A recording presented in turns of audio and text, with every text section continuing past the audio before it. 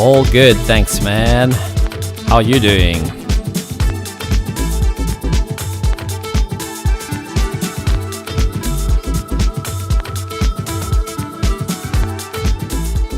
Ooh, I have a shortcut and it works. Just turn down the music. I hope you're well, man. Tired. Traveled. Okay, cool. Nice, well, hope you get some good rest. I haven't streamed in ages because I've had all sorts of... Like Monday evenings is when I thought I would stream, but I had a period of Monday meetings that weren't work related, but actually they were kind of related, but not strictly related. So it was a good idea for me to attend them, even though it was my day off, because it could potentially benefit my work, basically. And that was every evening on a Monday, and yeah. So I'd spend the morning getting admin and other stuff dealt with, and then the evening I'd have these meetings and I'd be exhausted and not want to stream. But oh, and also when like last week I was working with Tasha Baxter on a tune, 2 tunes in fact. We had like a 4-hour session, so that's another reason I haven't been streaming, is because I've been working on tunes that are potentially coming out. I guess I could have just asked if I could stream that process, not our meeting, but just generally working on the tunes. But actually, sometimes it's better to just focus, especially towards the end of a song, to be able to just focus and get it done. That last 10%, I find, is probably not the most interesting to watch on a stream. But yeah, I've actually been in a meeting until now, but it seems not too super late, and I still have some energy, but maybe that's because I had 2 coffees today. Oops. So I could go for a while still. Ooh, was I just showing my emails? That's charming. Nothing too fancy in there. I'm gonna go here, close a bunch of tabs. Cool. Way to start a stream. Emails.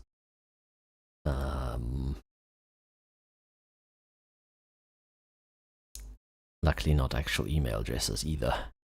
So, well, I feel like I should play a little teaser of the tracks that I'm working on. I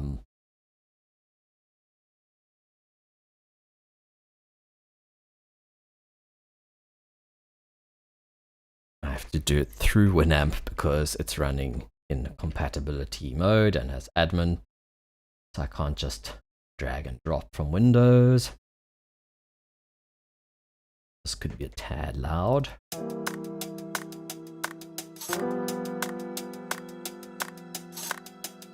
So these tunes, I forget the date. I think it's supposed to be 19th of November that these tracks come out, but it might be...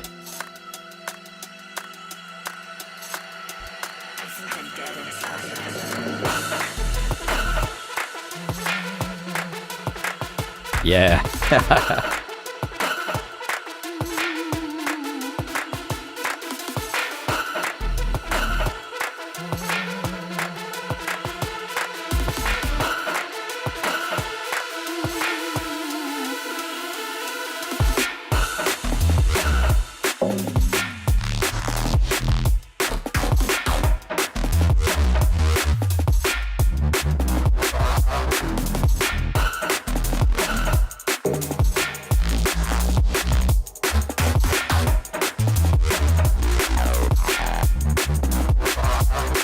Fast forward a bit.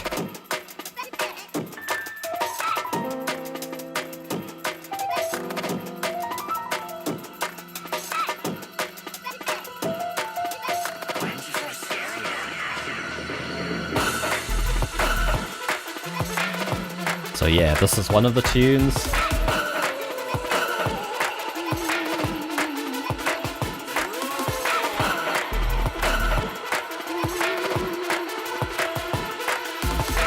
and this is the other one. Cool, dude. Catch you later. Thanks for popping by. I presume you mean the Reaper theme, which is Instrument.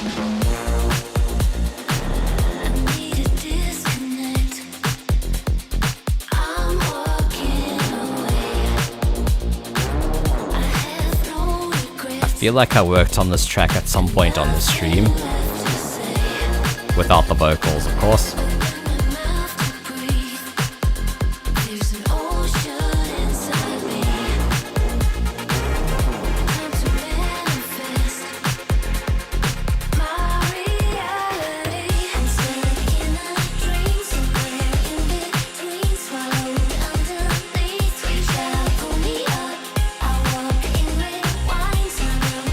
So yeah, these tunes are coming out, I think 19th of November. That date might change, but I think that's when it is. And there'll be a vinyl release too. I'm so excited. Holy crap. Really, really excited. It was really a lucky opportunity that, yeah. I have no words. I'm so excited.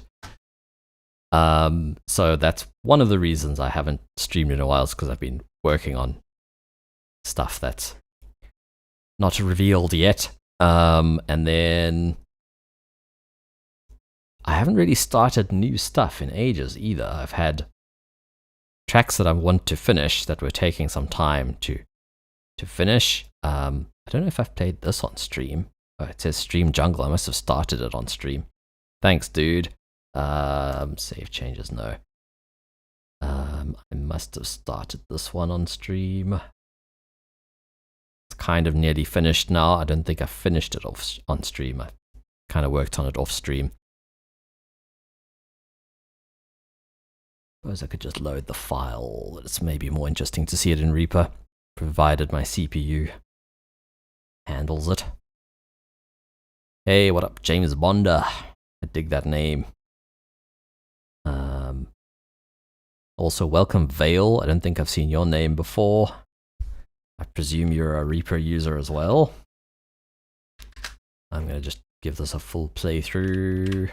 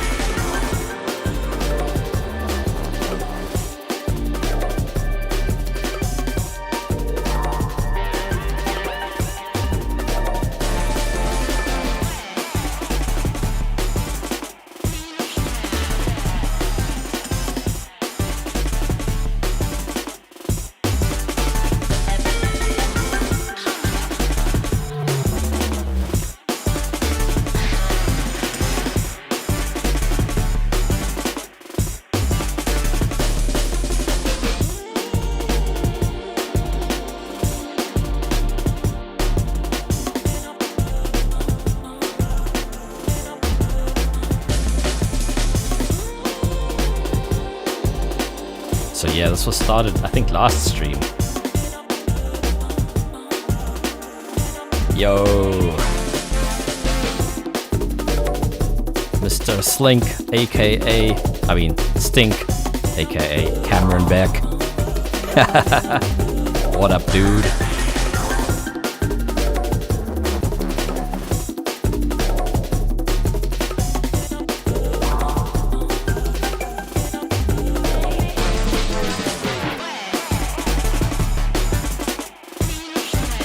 Monday, man, my day off.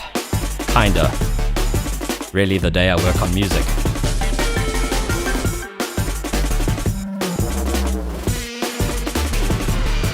Ooh.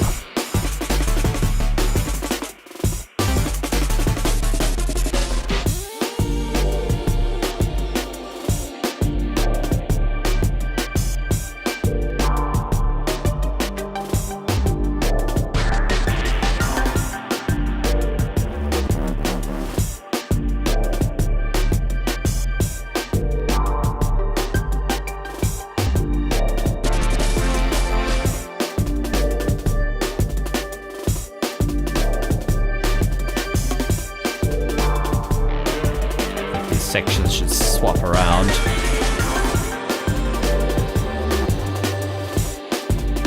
Feels like the energy was outroing and then came back up a bit.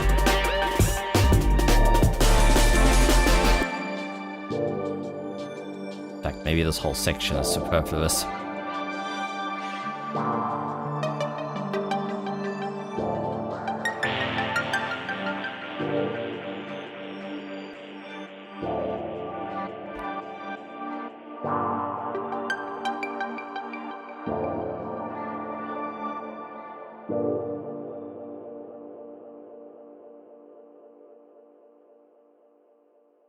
Yeah, I'm considering taking this section out, which would end the track. How far into this was that? Let's find whatever's trailing at the end. That, okay. So that would be...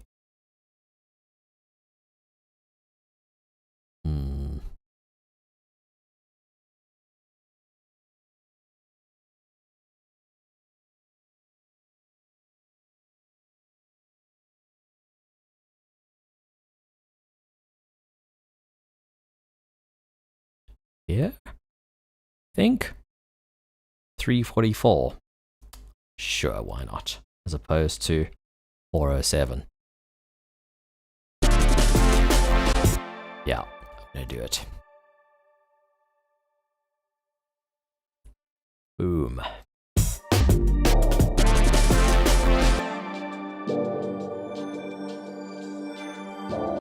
Cool. So this track now ends at 344. Cool. Calculation was correct. Actually, it'll be a little shorter because there's however long this is. It's behind my chat box. Show me in minutes and seconds. 5 seconds. Okay. 3:39-ish. I don't know what current... I barely know what current jungle there is, let alone how long the tracks usually are. So it was that track I worked on started last stream. Then there was the stream Some Jungle. Need to rename these tracks. They both have name here names. But how's everyone doing?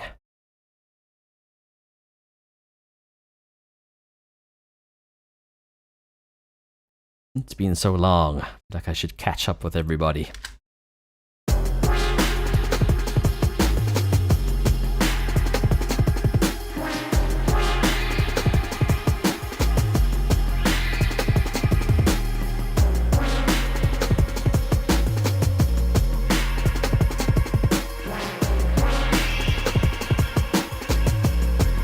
Yo! Welcome Aeon, or Eon. Hope you're well, man. I'm good, thanks. I've been super busy. And then I went away for a week, the week before last, and when I got back I was like totally overwhelmed with work. And when I left too, to be honest, I was questioning my sanity. But it was good. I also fell on my coccyx on a rock while I was away, so I couldn't do as much hiking as I'd like. I'm still kind of struggling with, like I jogged today. It was a bit of pain afterwards. It's all good.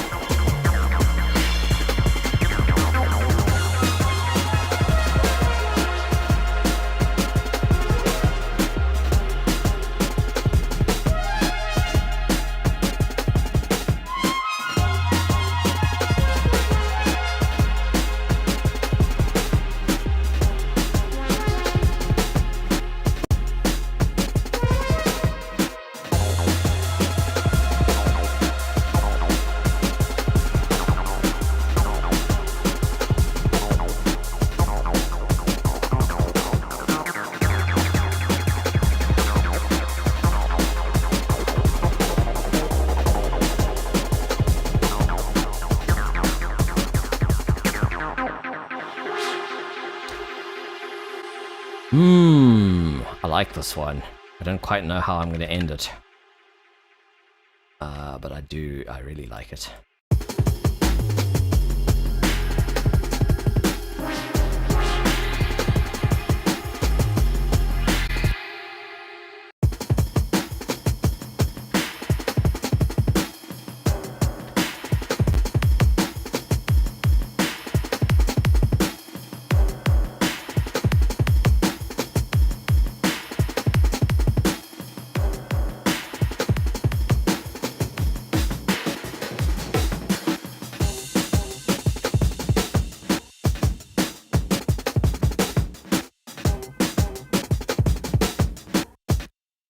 This Reaper has loads of cool themes. This one's called Instrument. It was actually first modified by Seebeck and then by me.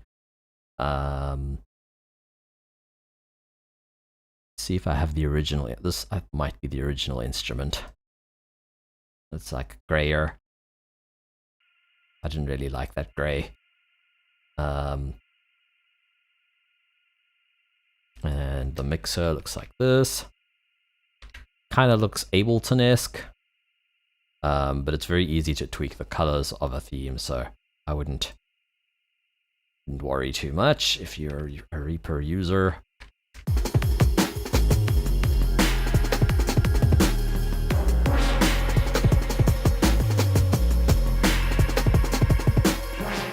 Sounds like there's some side chaining happening from the kick here, but I don't think that's necessary.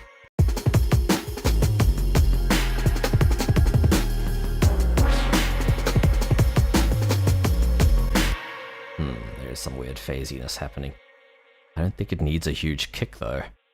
I've come to appreciate music that has a big bass and doesn't necessarily have a big kick. So this was the theme I used for years. Rado 4. Also looks very grey and washed out to me now. What else? What else? Nova. Nova's cool. Kind of.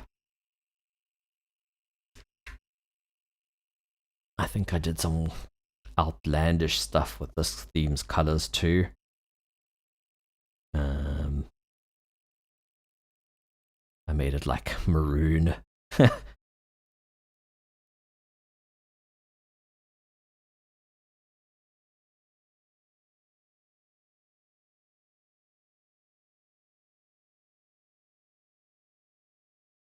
Poke Redux poke, yeah. Redux is super interesting. So yeah, someone else was asking about themes as well. There's a Pro Logic. Ooh, I think this theme's missing some. Oh, this is like Pro Tools-ish. Oh, that's very Pro Tools-y. Wow. Wow. What else do we have here?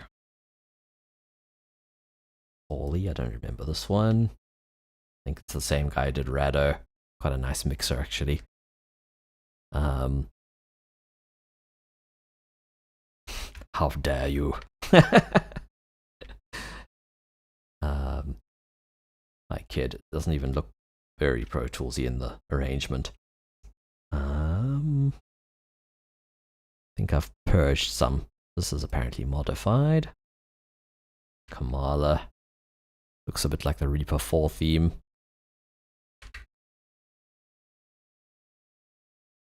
Yep, it's a whole rabbit hole. I like our instrument. Oh yeah, the mixer on the Pro Tools one is nice.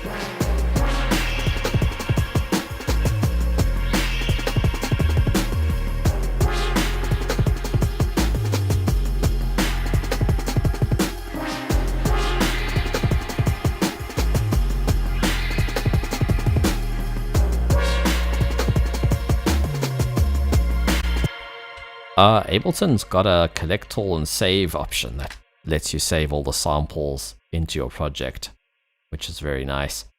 It's also got insane Max for Live, like Granulator 2 is cool. There's also a paid granulizer for Max that's really good.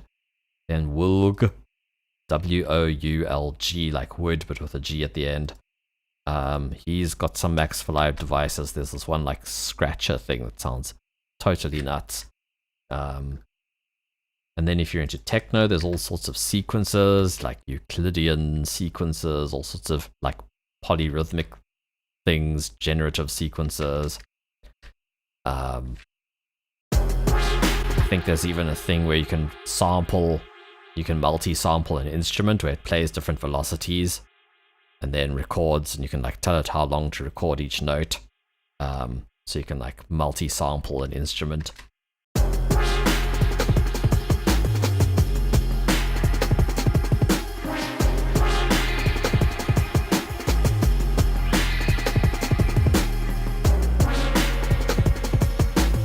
Yeah, the main reason I'm leaning towards Ableton myself is because if I have to buy one of them, Live is a little bit more suited to live performance, which is something I've done. Hey. You pug, you knob, you buttonhead. Thanks for the follow, dude. Jeez, I want to revamp all my notifications one of these days.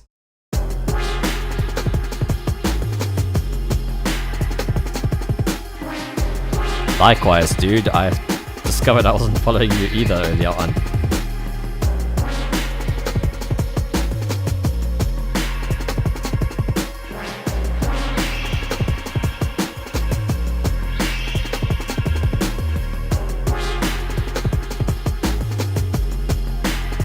Fruitless, says the Fruity Loops user. I love it.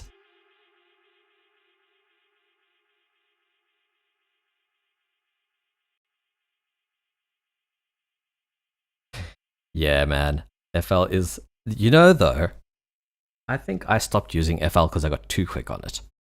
I used to be able to churn out a mediocre track and then not have the follow-through to make it good. Because I could just start another one and be at almost the finish line in like an hour. And then I was making loads of throwaway tunes. Like, I feel a lot more committed to a tune like this because it's taken me some grinding to like get there. I don't know. It's a terrible philosophy, but I feel like, yeah. Okay, we were going to start something new because I had an idea in my head. I'm a bit tired of going to the same 4 projects, the 2 Tasha tunes, and then the 2 other jungle tunes I've been working on.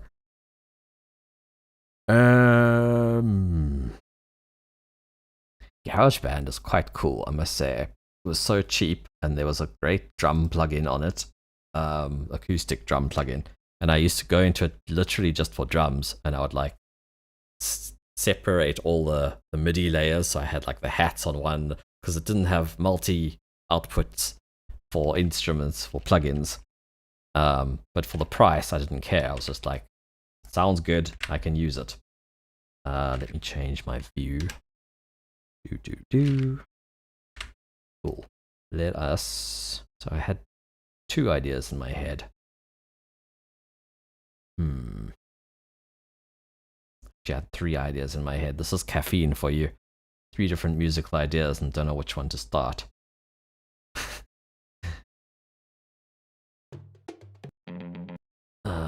Let's look in Battery 3 samples because they're insane.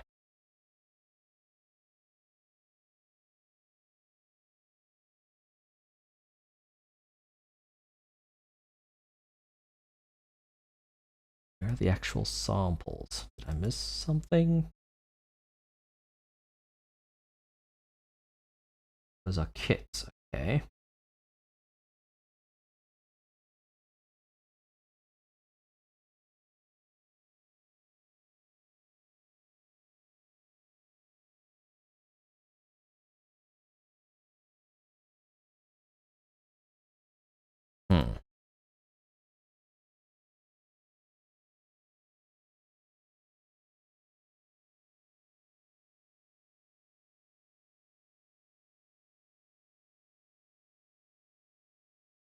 Sure, man.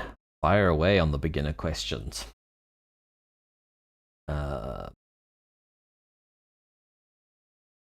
Hey, cheering with some Monster, hell yeah. I had some chai tea just now, it was good. Do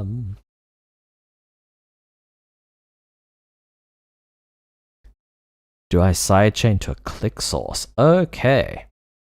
That was actually someone else's question. Okay, cool. Second question. Unless I don't see the other one soon. I'm trying to figure out where these samples are.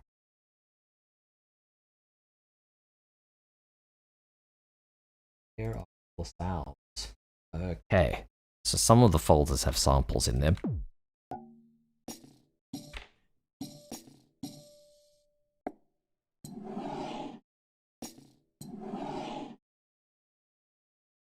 So to answer your question, Eon, I actually use a plugin.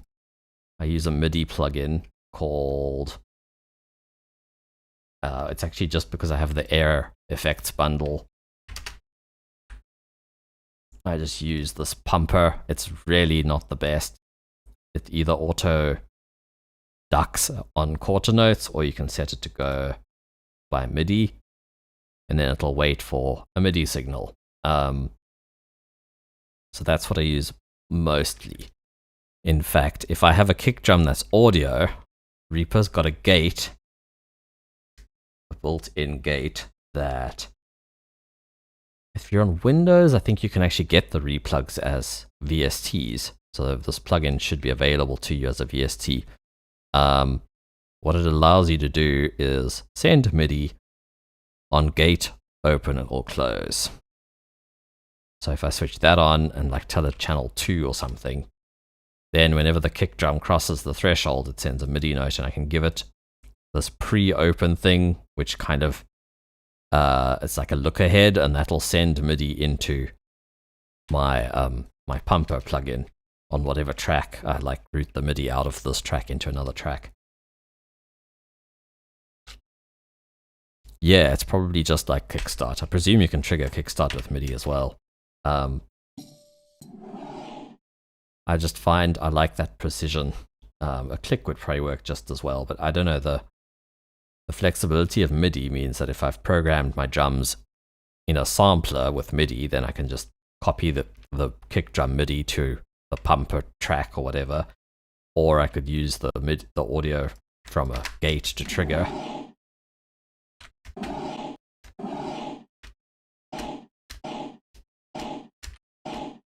So I've got an idea. I don't know if it's going to work. I want to try and make something out of this.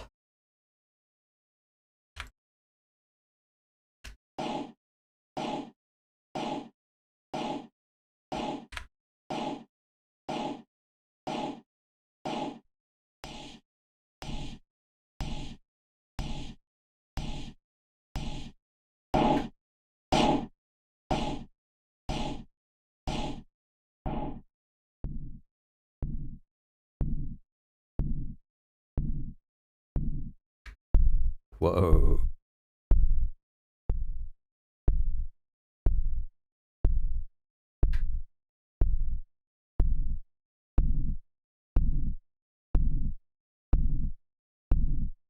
I feel like I need my chat window to be bigger to read this properly. You're getting good at FL. Hearing a lot of good things about Reaper, but you need a lot of third-party plugins. Yes, I would say you do, unfortunately.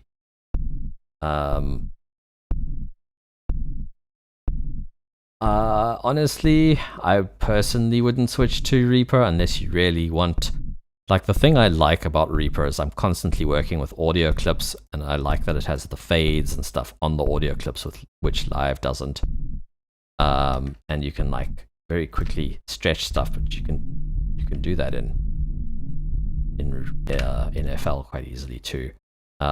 Just for me personally, I enjoy working with audio a lot, and like vocals. Like I'm doing those vocals with Tasha's voice, and that's like really easy for me to batch, like select a bunch of things and make little fades on them, or change the playback rate so they play slower or faster. But honestly, for most of what we do, FL should be totally fine. Or Ableton, to be honest. I don't know if I would really recommend anyone to switch to Reaper unless they really see a specific use for it. Especially, it really depends. If it's not electronic music, then maybe. But like, yeah. I'm gonna do...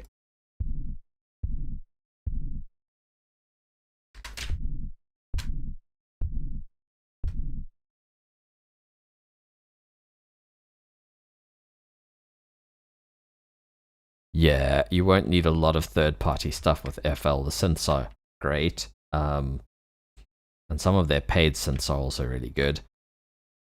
The only thing that I ended up wanting was more like organic, real sounds like Contact or UVI,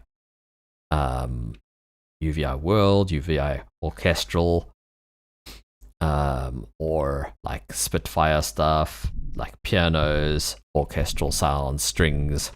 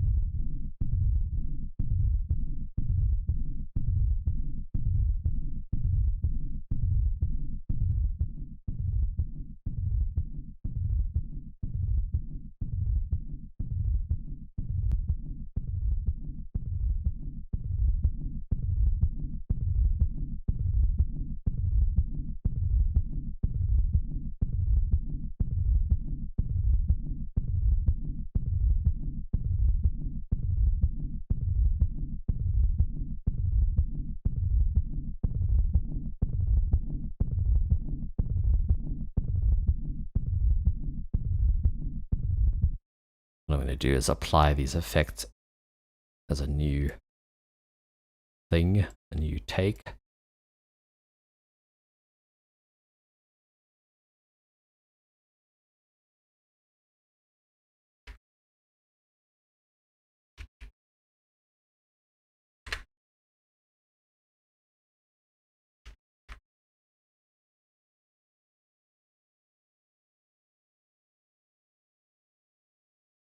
I feel like my take.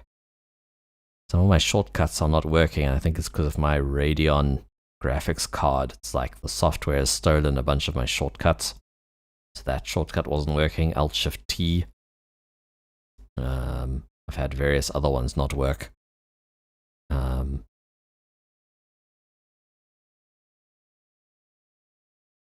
This is a pain. There we go. I'm going to delete those plugins now.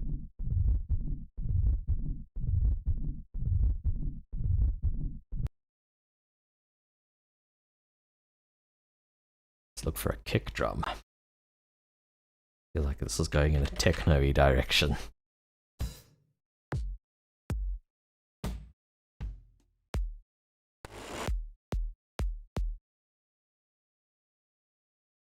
Ironically, a Mr. Bill kick sounds fine.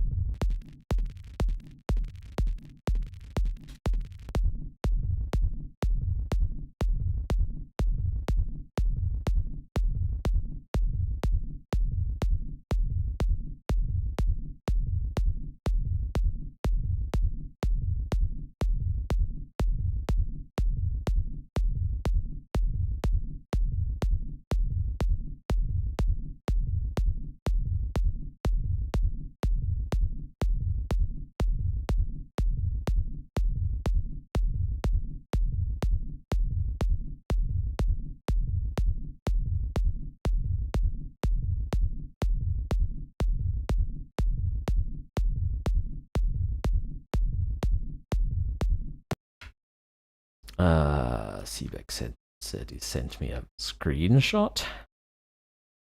Whoops. Wanted to do.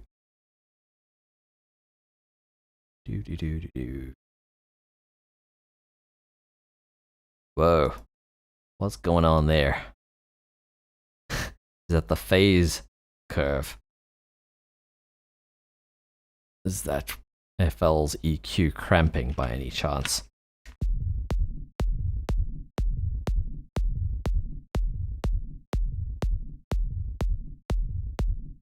Oh, I got you.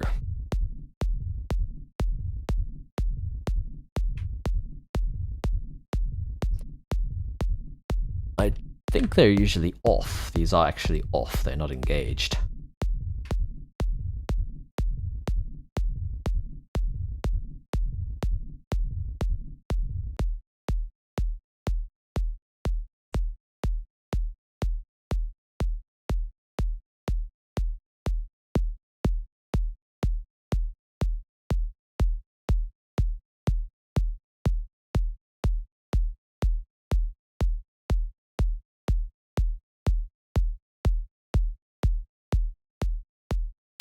Needs something. That's what it needs.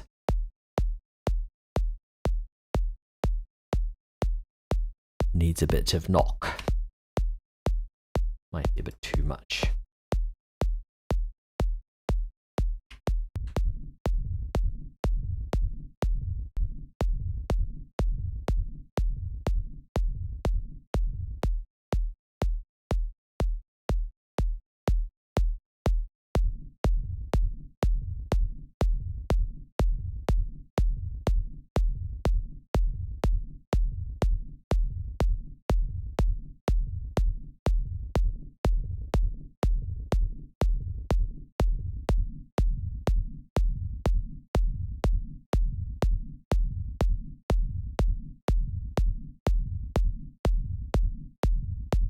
And a compressor that's brutal but not OTT.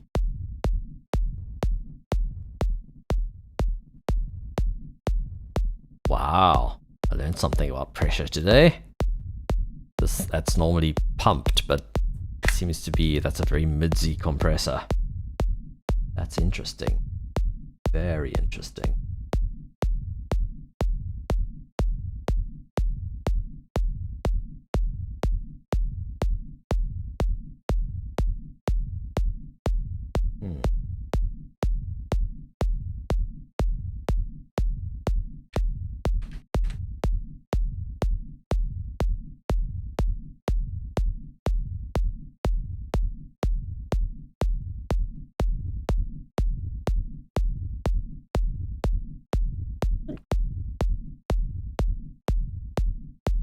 Wonder what this does.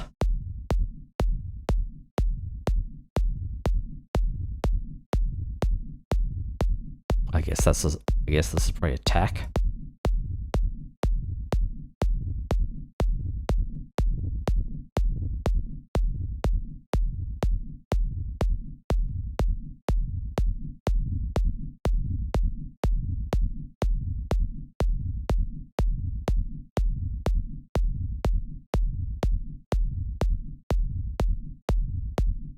This kick isn't quite working for me though. I think I need a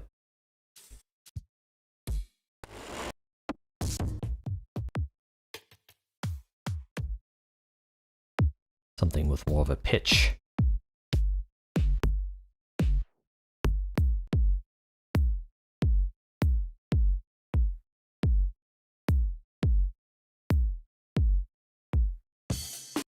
I mean, we can look at it in a scope just now. Let's try this kick. I've just actually found that often that's something I used to often cut. I would often cut mids in kicks. And then I realized that when I was listening like band soloed in other tracks, I realized that the mids were a lot more prominent than I realized.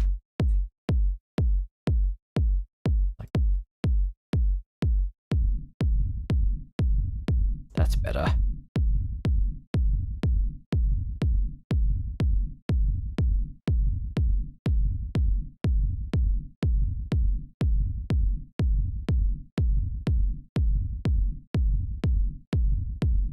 let's look for a shaker.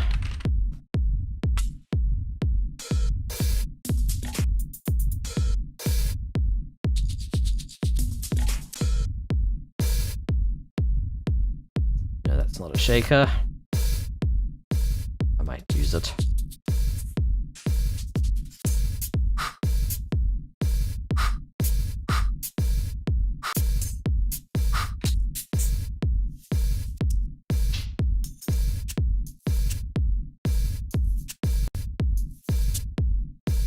Kind of what I was looking for. Let's turn this into a longer loop.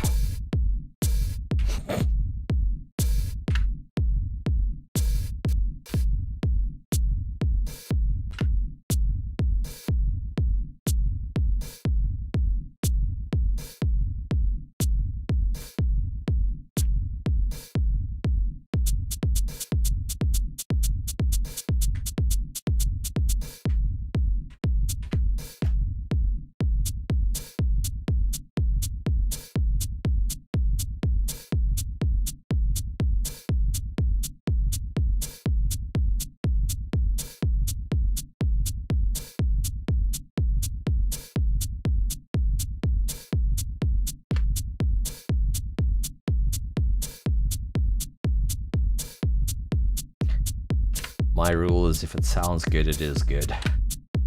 I don't get too hung up on things.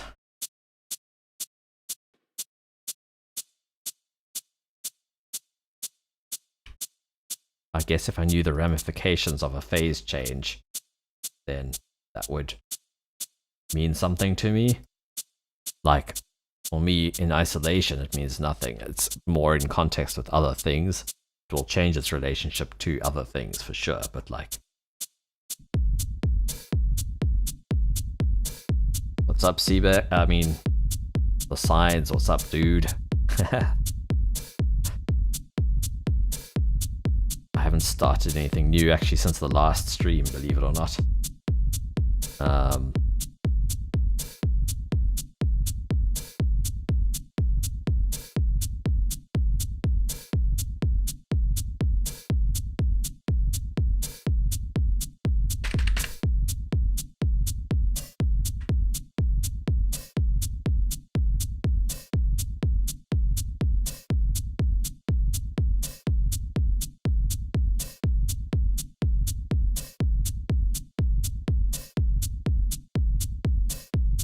Yeah, I started with some random percussion sound and turned it into techno bass.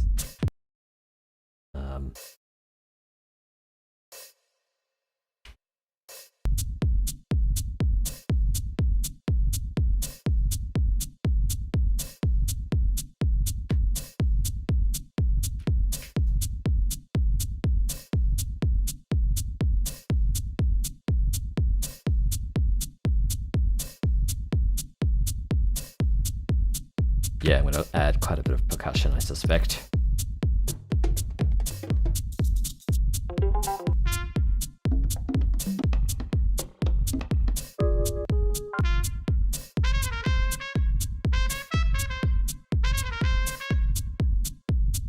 Trumpet and techno. I just want that first note.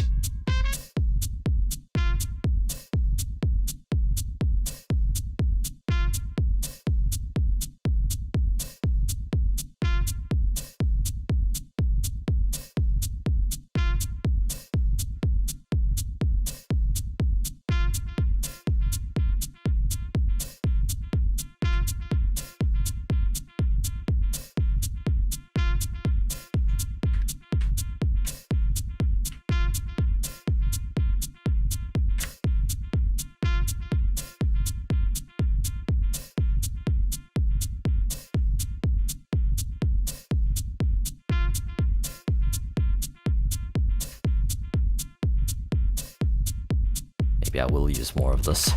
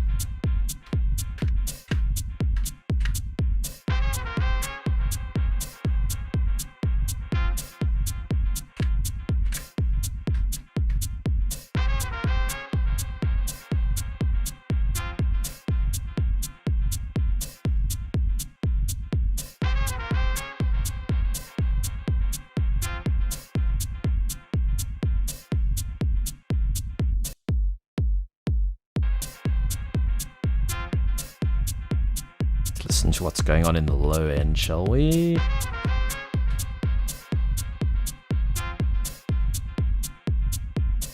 Whoops, how did I do that? I scored by accident.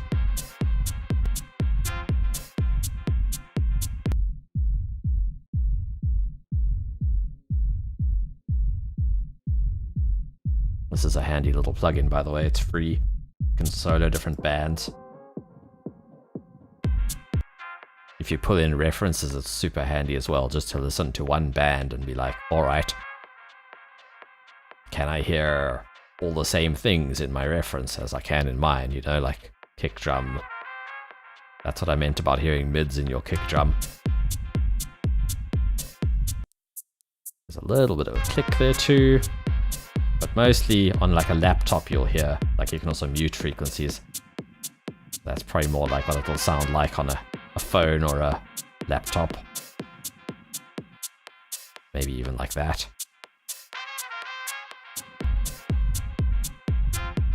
You can change the crossover points as far as I recall. Yeah, up here.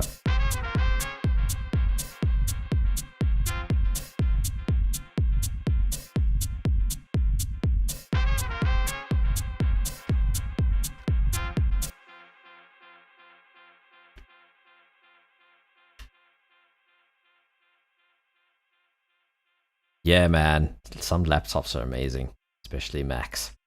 Like, something they do well is sound, like mics and, yeah.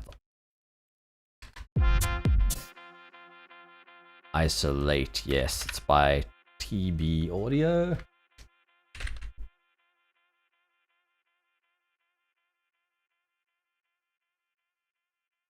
No, it doesn't say it there. Maybe it says it at the bottom.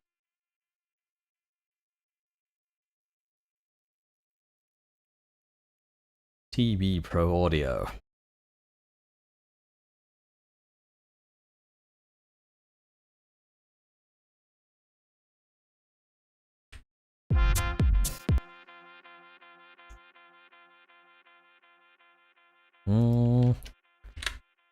Let's put reverb on. Nope, on the item.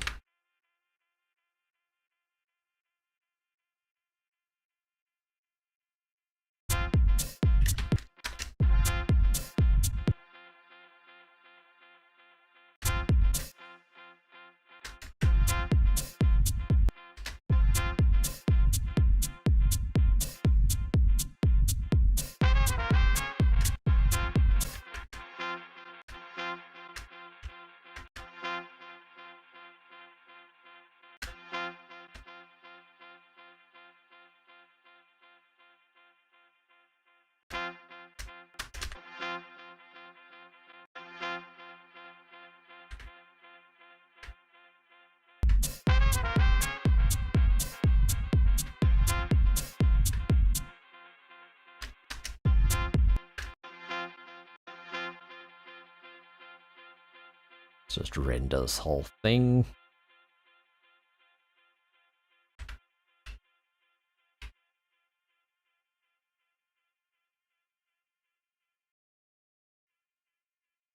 Crop to, that shortcut doesn't work. I'm gonna have to go and figure out what's up with this Radeon software. It's stealing all my shortcuts. It was not designed for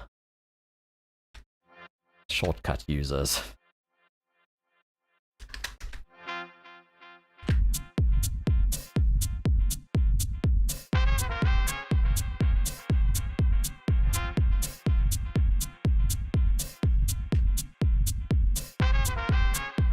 See what other notes we can find.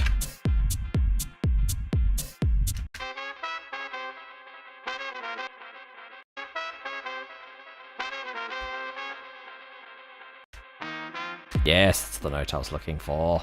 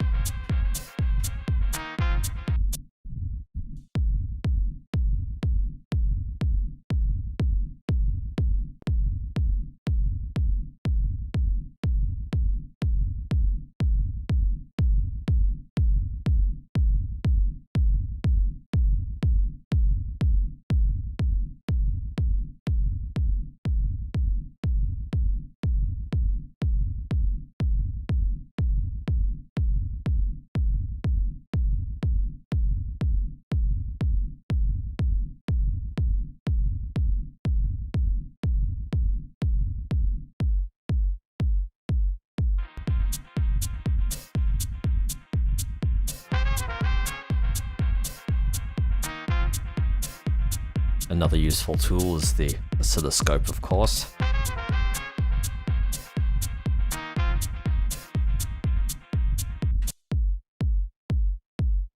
Looking at the new shape of the kick.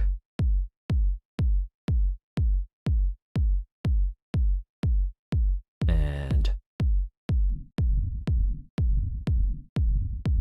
seeing how it interacts with the kick drum.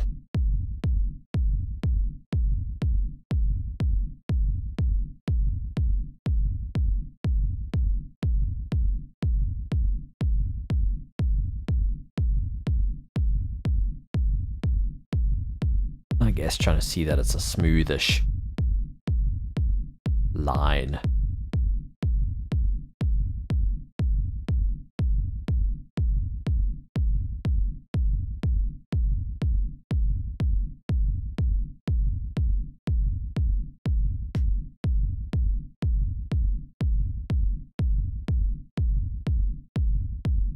What I might do is fade these a little more.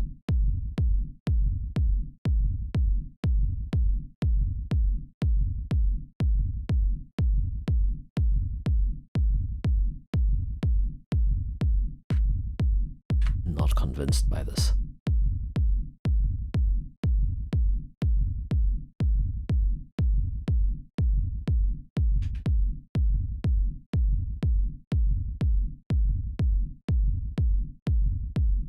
Still looking a bit odd.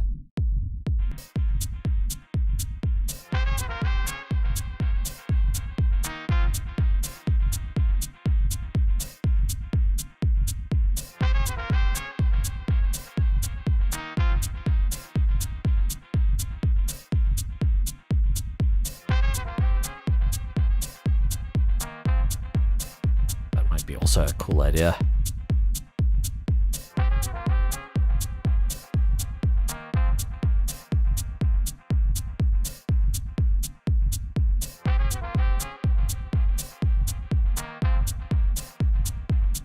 I kind of like how dark it is.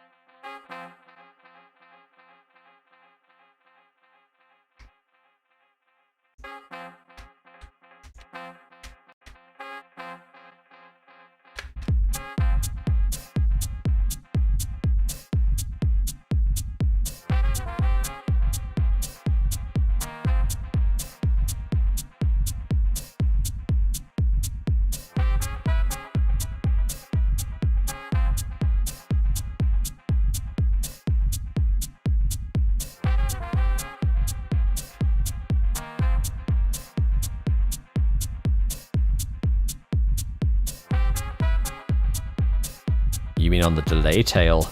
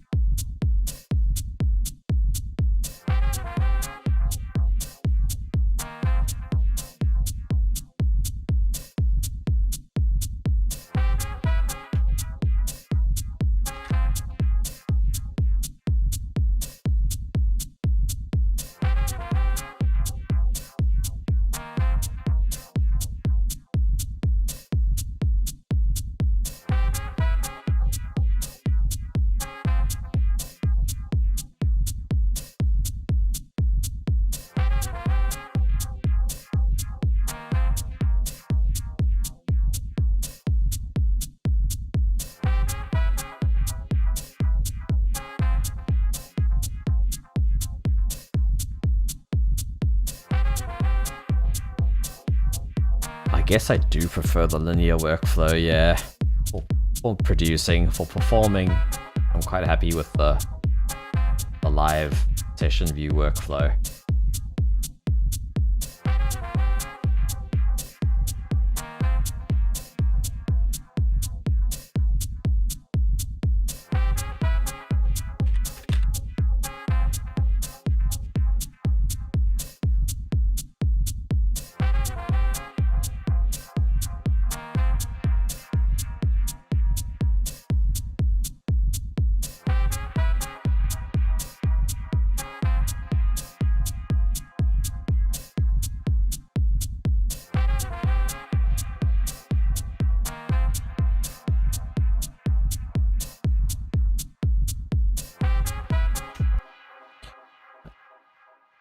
This is pretty interesting.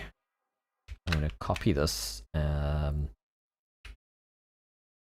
actually disable them here. I'm going to put them directly on here.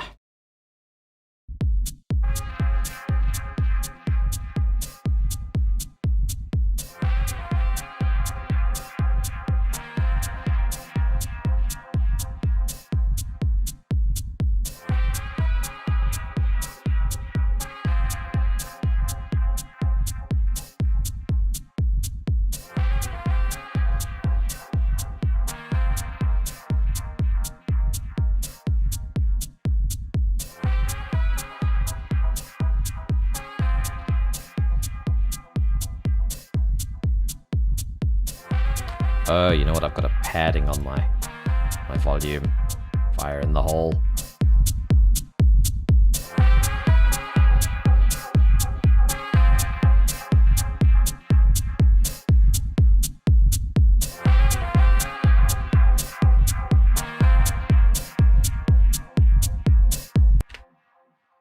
The reason I made it on the track is because I could automate the wet.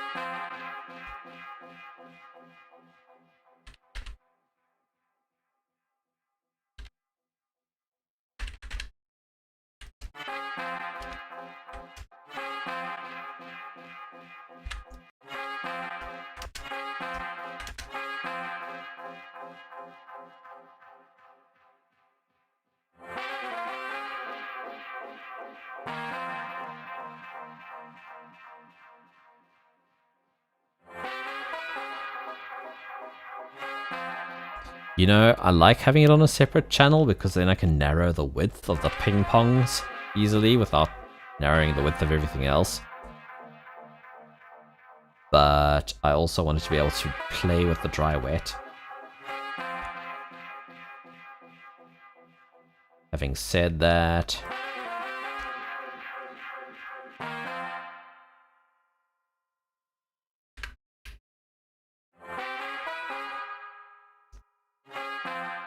I'm just going to do it here.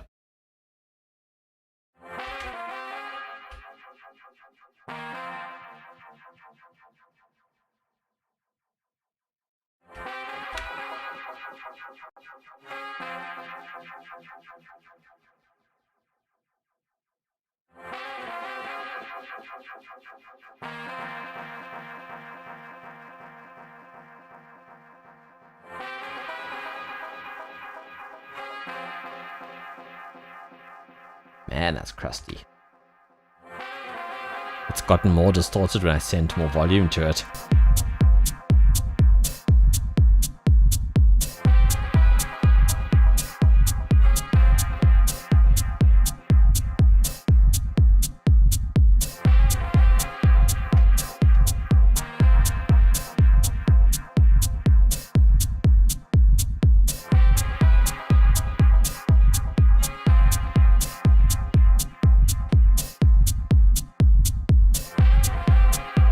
I guess it's not so difficult on the master for me because it's in my instrument bus, which my bass should technically be.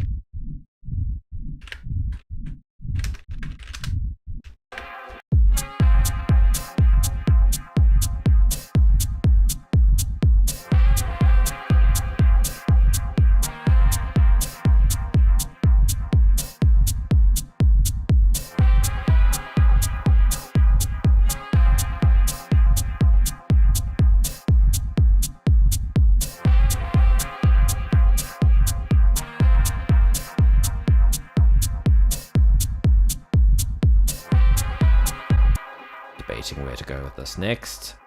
Like this hat needs a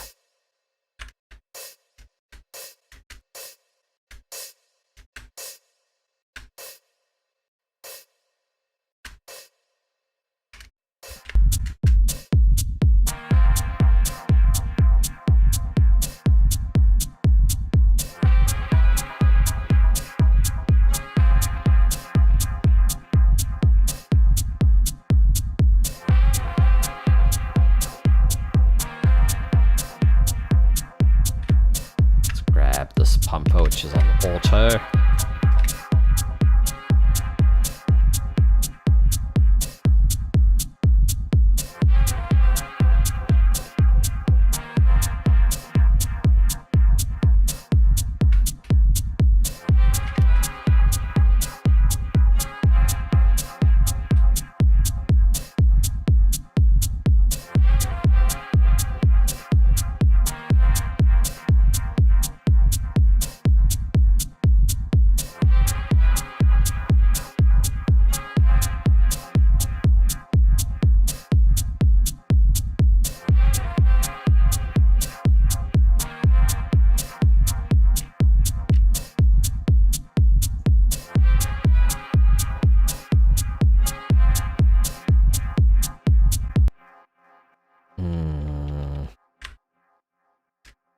Wonder about a clap.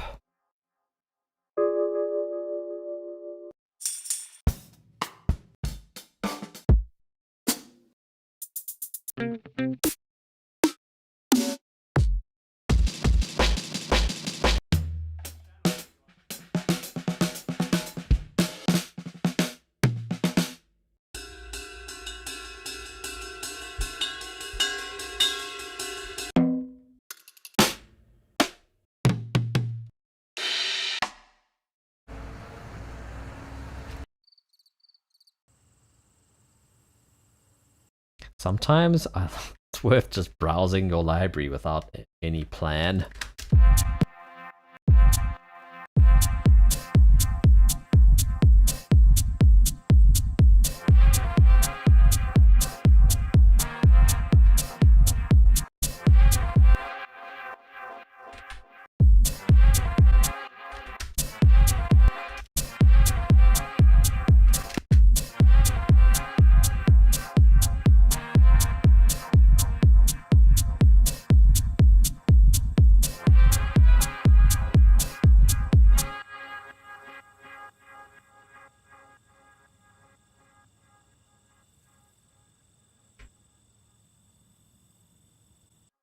Going to select everything except that guy, duplicate it.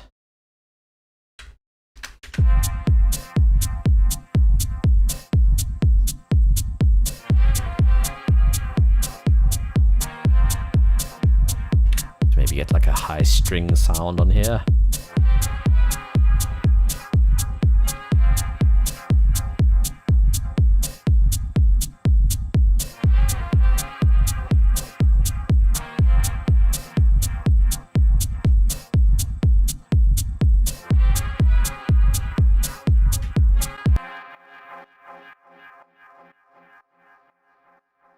Push is not actually doing stuff.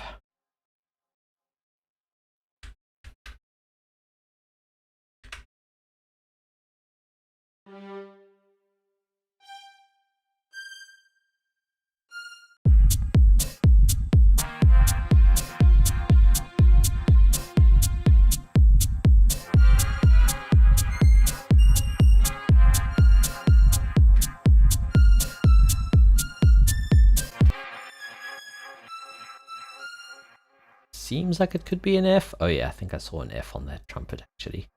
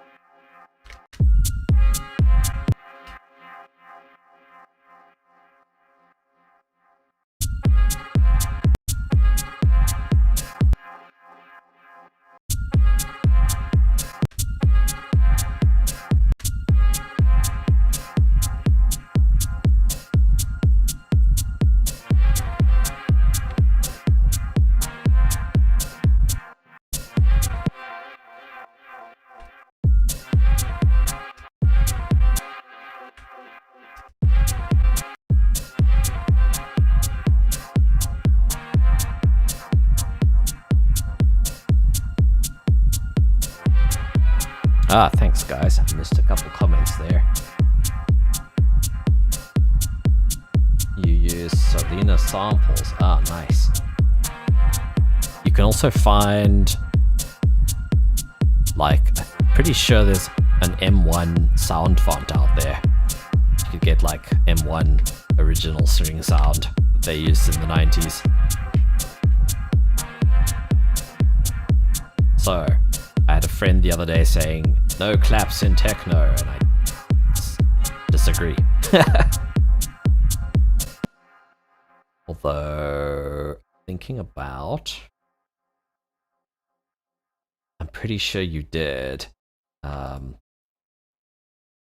link me that SciScope.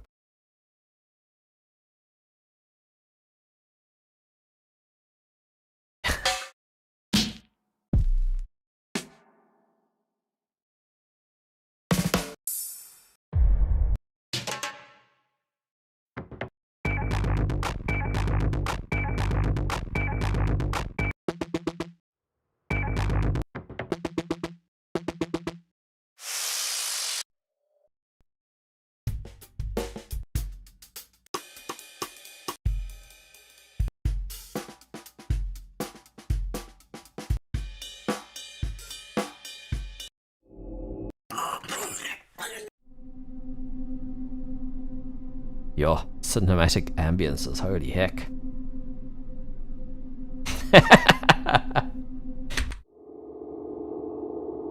It was a certain style. He was into very minimalistic techno. I can't remember some of the names, but man, this is epic ambience. It just feels wrong to just use it like this. How do you make this stuff? I suspect you could do this with convolution, like if you put a symbol or something, or pull stretch maybe with a symbol. In fact, let's go symbol, just out of curiosity.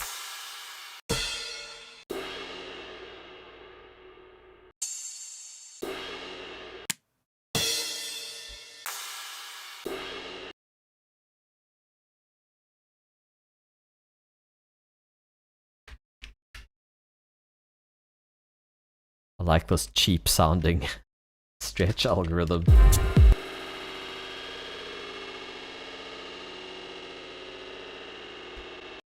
See, like this.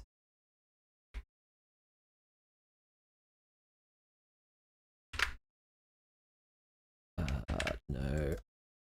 Let's do like 2 bars or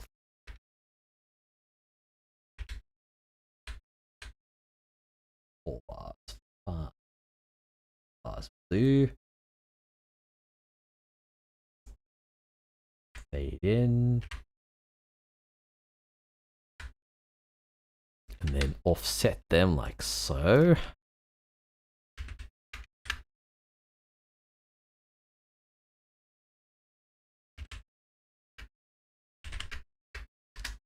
And pan them. Just gonna slice this one.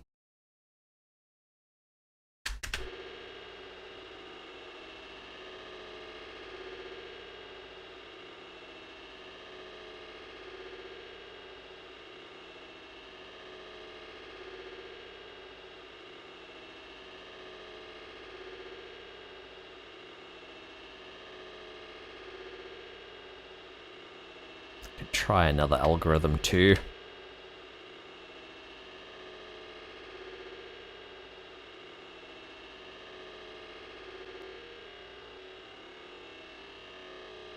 Ooh, very granular. High quality, I do laugh at that. Let's see what simple window does. Whoa.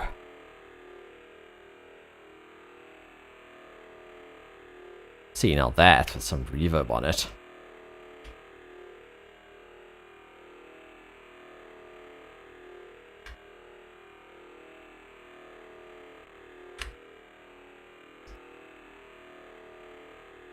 See, now this is the sort of thing that would never have occurred to me to do in FL. Because you don't have fade, so I would have had to create automation clips for each of them, and I'm just too damn lazy.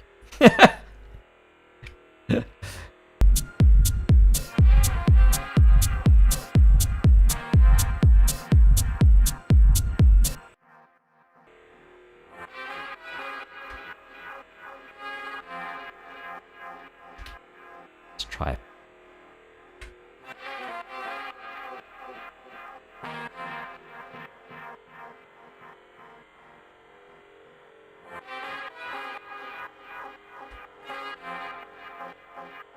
Saturation could work.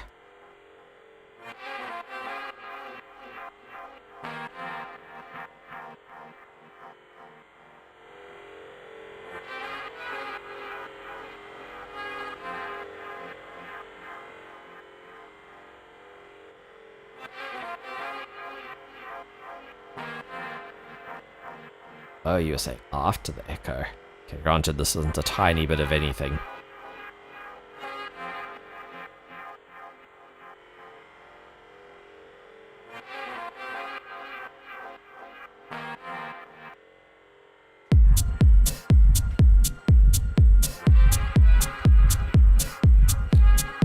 Could also move these points around. And scrub closer to the symbol. Too close. There.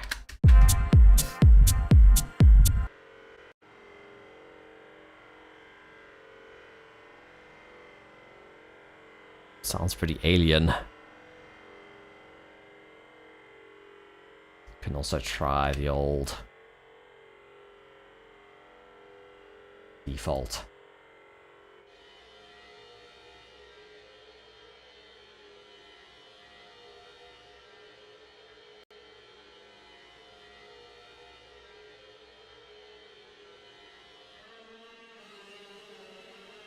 Whoa. Holy crap.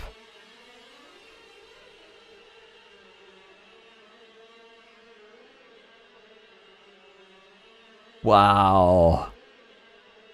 That is horror movie stuff.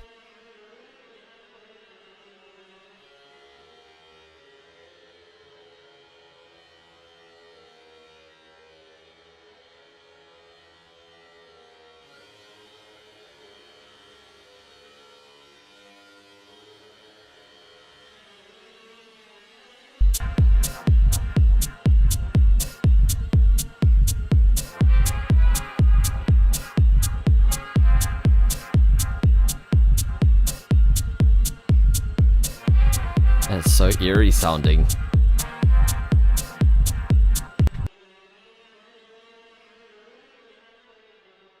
I wonder if retune could be fast enough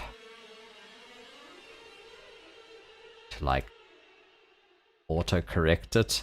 Let's go down to like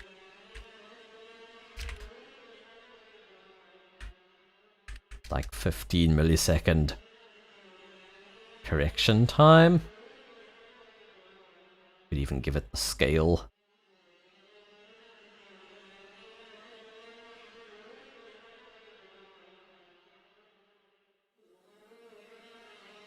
C, F, G, G sharp, A sharp. Ah, yeah, that looks right.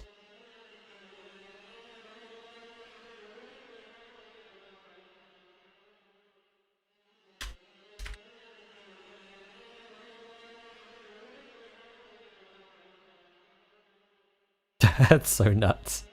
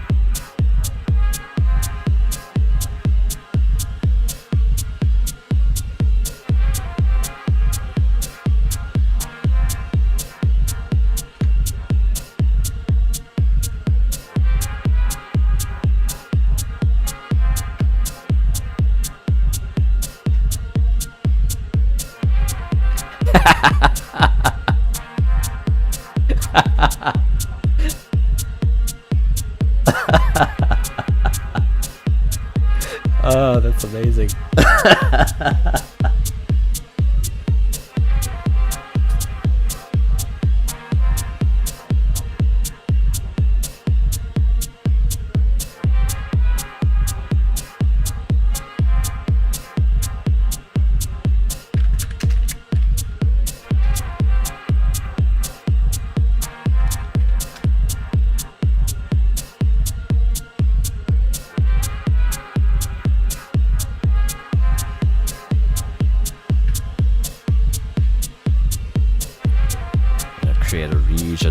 this. I'm gonna duplicate said region.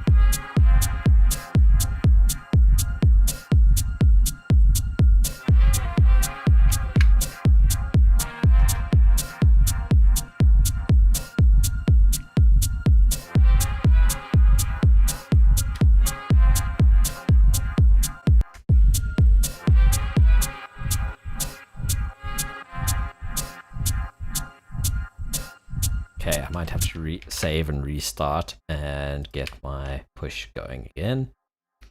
One thing I would like to do is bump these crickety sounds up like a few dB. And I'll actually fade it in from, that was -10 before. I could just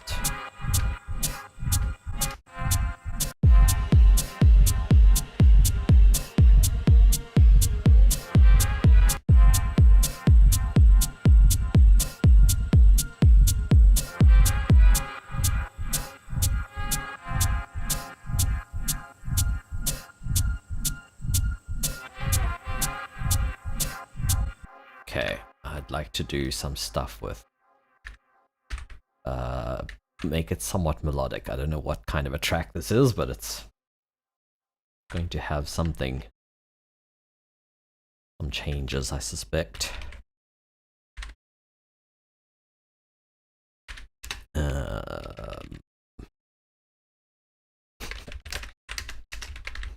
Thank you for your titling. Oh, that's hilarious. Working title. I'm just gonna restart this. Beasting, yeah. Let me just restart Reaper. Actually restart push, because there we go. Push does know it's being spoken to. I'm just gonna reopen push.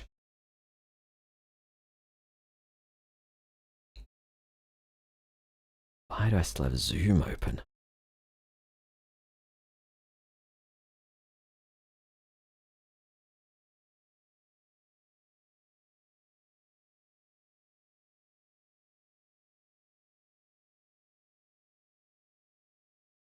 Got rid of Zoom.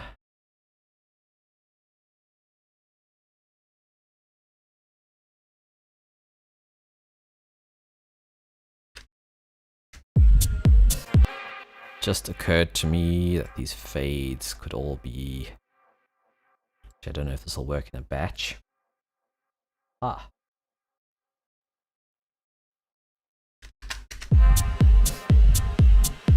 Equal gain or whatever it's called.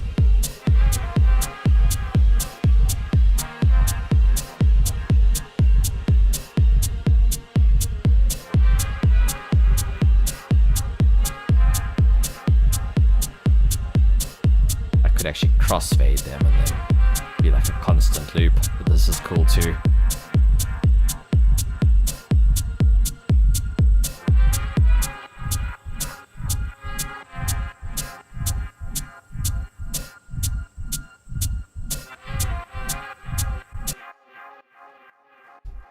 Yay, I see MIDI notes happening, this is good.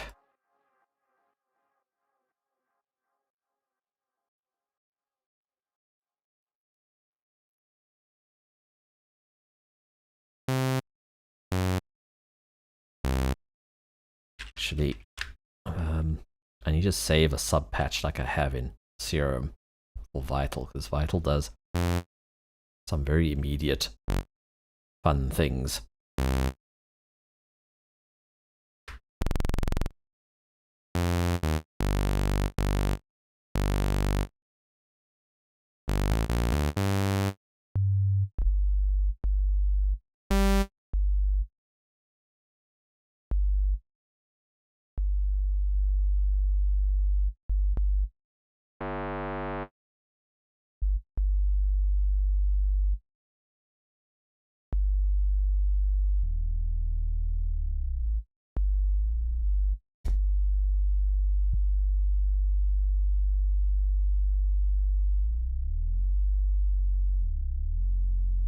Interesting.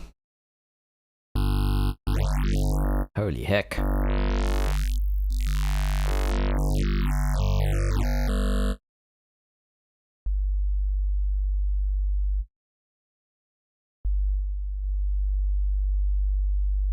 Kind of what I wanted, like a... Ooh, doesn't like being played higher up. Curious. That's what I wanted, like an extra harmonic.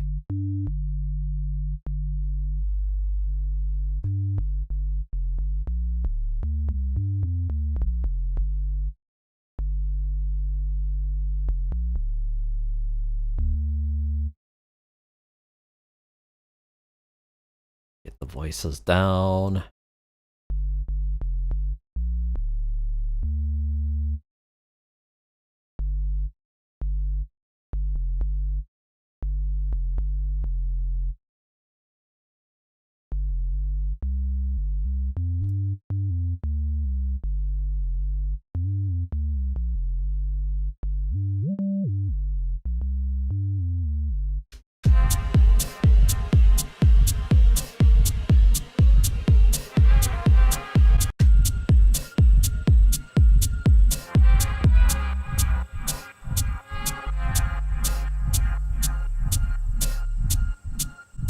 So maybe I'll high pass this rumble.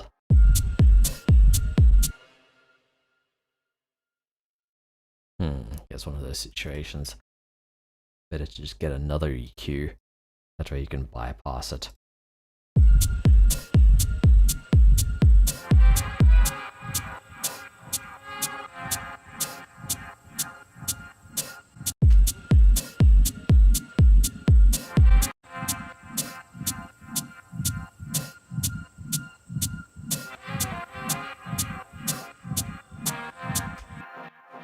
So I'll automate the dry wet.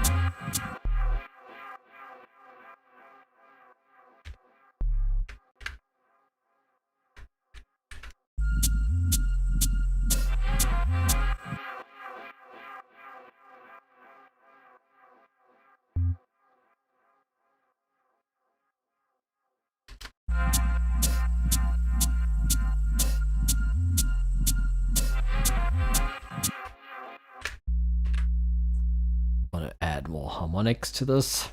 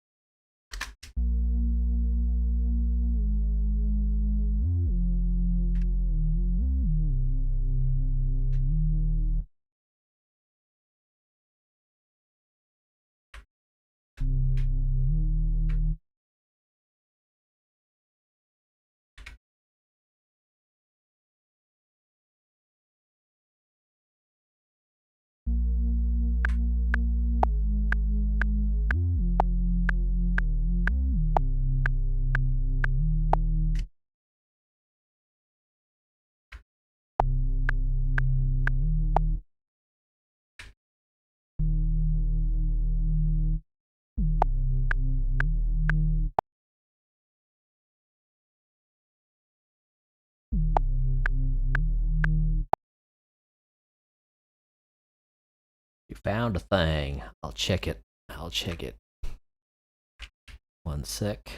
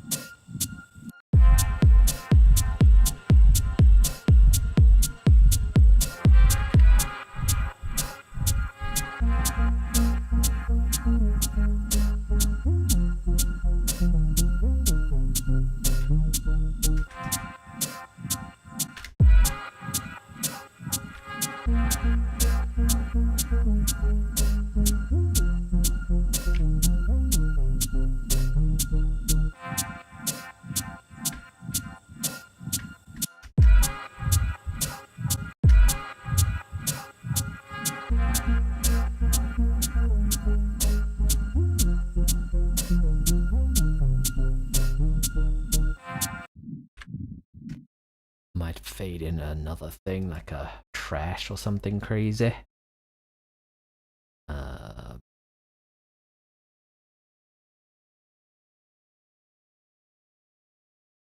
Or a lo-fi.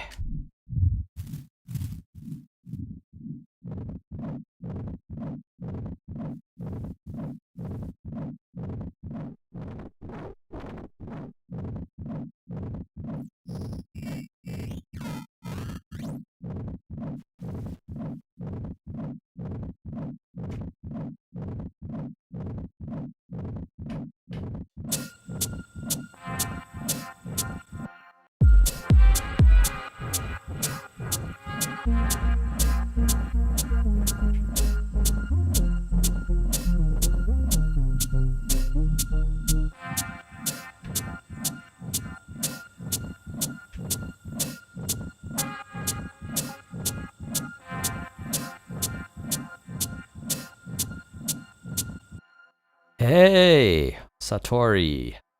Hello. There's a couple of Satoris. There's a Citron Satori and there's a Netherlands Satori. Are you either of those? That would be pretty awesome.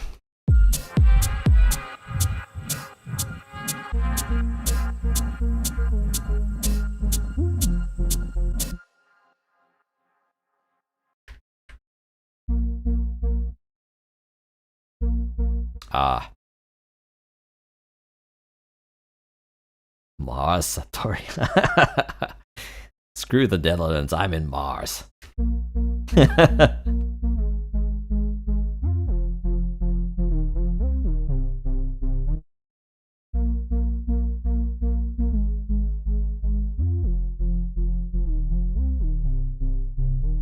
No ways.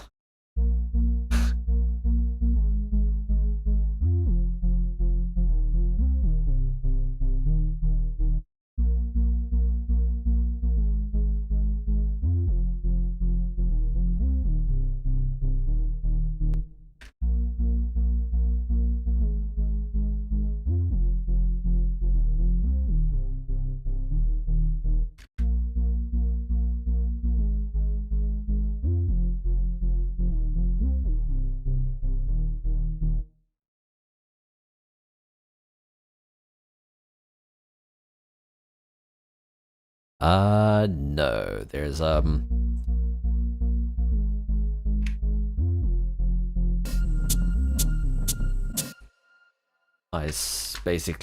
I started with a random percussion sound. We could probably find it if I search this file name. Oh, okay, this was a weird, yeah, no. So, this is all kind of, I used some samples, definitely. This was some random percussion sound from, it says wooden clog, I'm sorry. It was some random Foley noise that I put 2 OTTs on until there was loads of bass, boosting the low band, and then resampled it, low passed it. I layered You pug, you knob, you some buttonhead. kick that I found. Cheers for the follow on Twitch.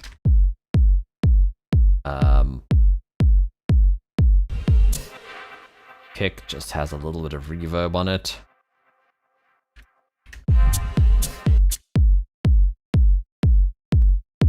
And a bit of EQ. I found a trumpet.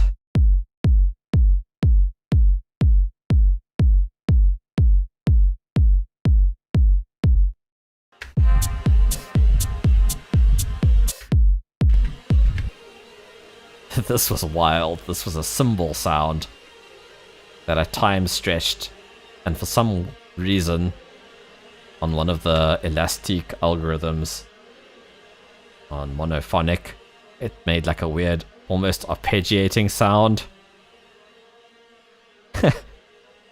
So like if I change, let me solo this guy. We're just hearing the one side now. Let's just loop this one. Loop it over here somewhere.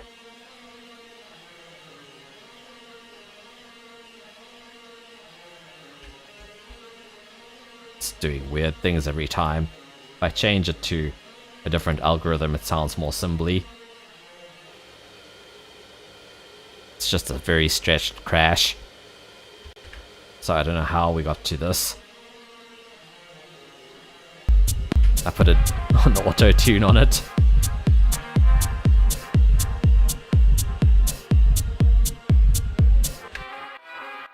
This trumpet dry sounds like this. Let me send as well.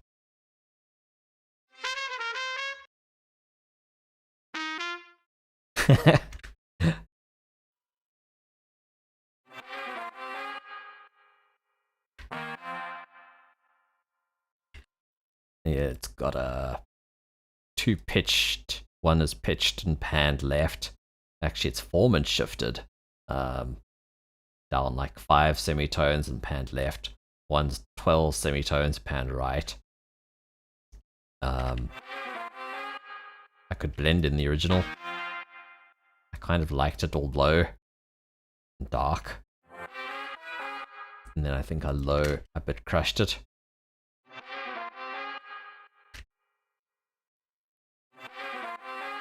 Without the spring reverb. Spring reverb is a stock reactor ensemble.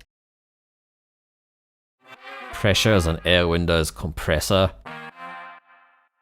It tends to slam things more and more, and then at some point you start hearing the transients popping out, as far as I remember. So I'm not sure what exactly this knob does. It seems to be doing a few different things. But I noticed on bass, the bass disappeared. So I don't know if it's weird, because like bass doesn't disappear on my voice or something. I don't know. It seems quite useful for voices, I found. I use it for podcast voices. Get that delay sent back.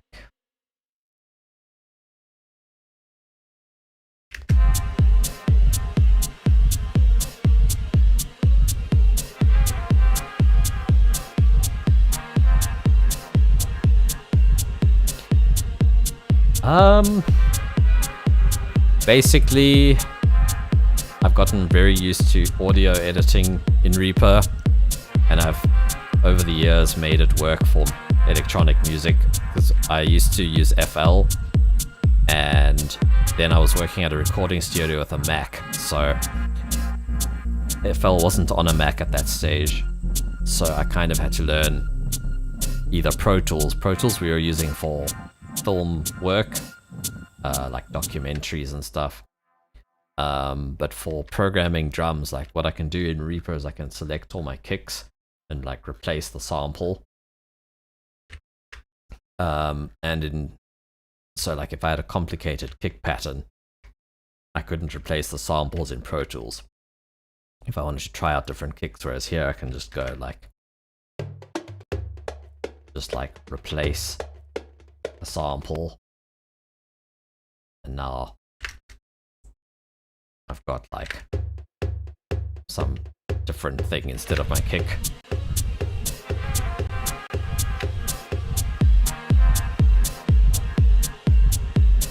So stuff like that is why I basically decided it was worthwhile to learn Reaper while I was at the studio.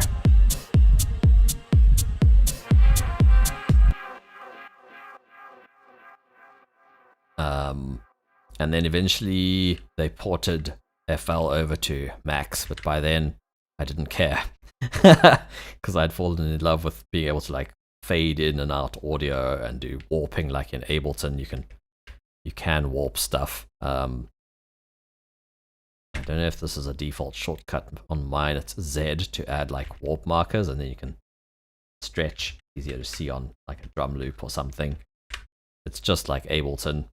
Find like a break.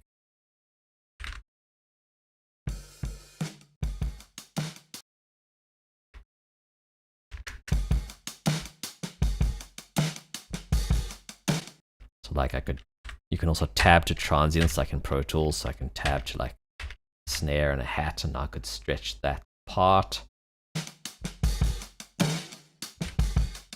It's just like in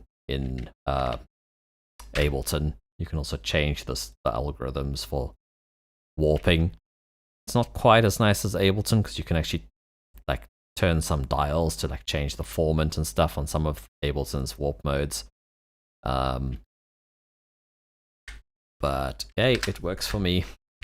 I probably will eventually switch to live. Another thing I love about Reaper is the monitoring chain. Okay, this is a video window which I'm not using. I don't have a video in this project, but basically this section here, this monitoring chain is global. So in every project I open, I still always have the same effects chain, and it's past my master. So if I have a mastering chain on my master, and then I render out the track, these plugins aren't going to be on the render, so they're just for what I hear. Obviously I don't hear like span for analyzing things or the oscilloscope, but they're useful plugins to have on every project. I'll always want to look at my loudness or my oscilloscope or span. I also use it to like dip the volume sometimes. This is just the volume utility. I'll turn stuff down sometimes. So let's say I don't know, I'm listening to a podcast and I'm like, or listening to a podcast in the background or talking to people on Discord. I can just come here and turn my volume down and not worry about it when I render. I don't have to switch off this thing because it's not going to get rendered. So I find that super useful. It would also be useful if you have like room correction software like SonarWorks. If you have that on here, then it's not going to go on your render when you finish a track.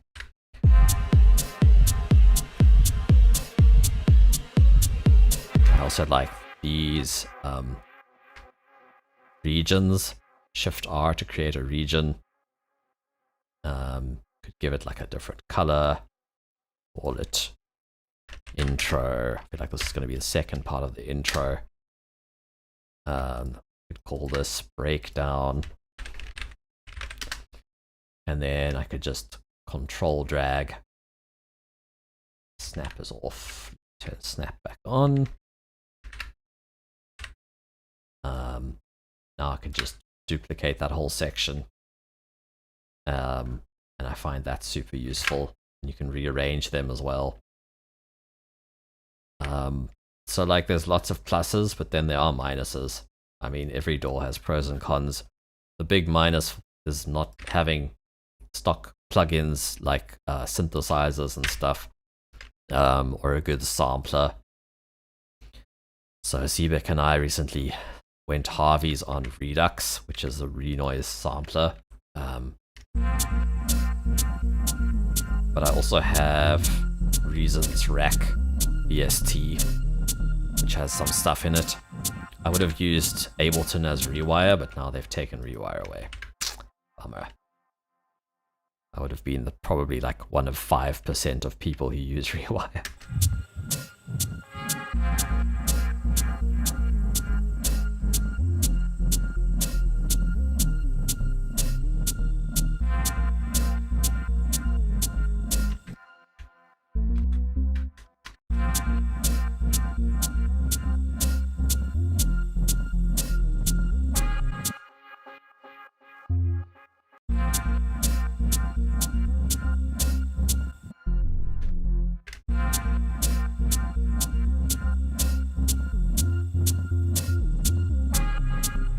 Ooh, funky.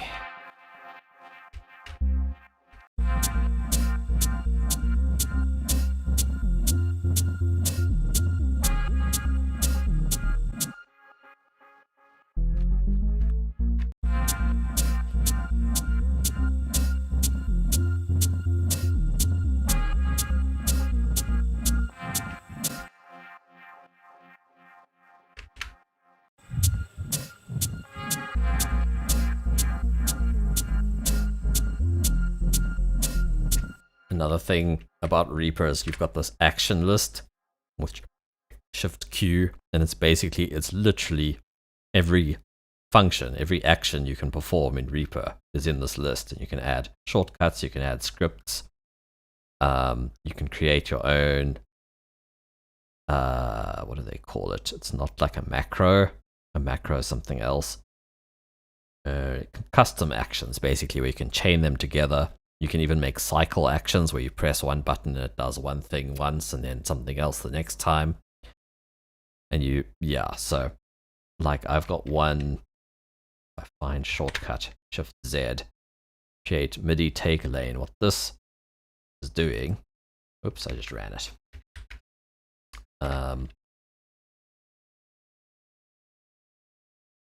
Edit action. What it's doing is inserting a track template from slot 1, and it's setting the same folder as the previous track. So I don't know, I guess I was having some sort of issue where if I'm in a subfolder and I create a new one, it was maybe outside of that folder. And then, so it just jumps it into the folder. You can actually see it doing it there. Bink, like jumped into the folder. Happens quite quickly. So that was something. What I also like is you can folder, any track can be a folder to another track. So now this track is receiving MIDI and it's sending it to my bass track. So I can be on this track or that track and lay down overdubs, for example, on a separate track. And this track template was an SWS, where is it? Resources. So in SWS extensions, it's like an extension pack you can install. You can like create lists of various things like track templates. So this is slot 1 is a template that I created for virtual instruments, and that track type has recording enabled when I click on the track. So if I click away from it, it's not record enabled. When I click on it, it's record enabled. It also has monitoring enabled. It also has MIDI input, all MIDI inputs. So whatever I'm playing is going to come through that track. I think I've also output, all MIDI coming in is going to go out on channel 1, unless I decide to tell it to. So that's with one button. I've had all these settings set for me. And it's also at -10, you saw there. So like a normal track looks like this. In fact, no, this track even has an EQ on it. You can set a default effects chain for new tracks. I've also set it to -10.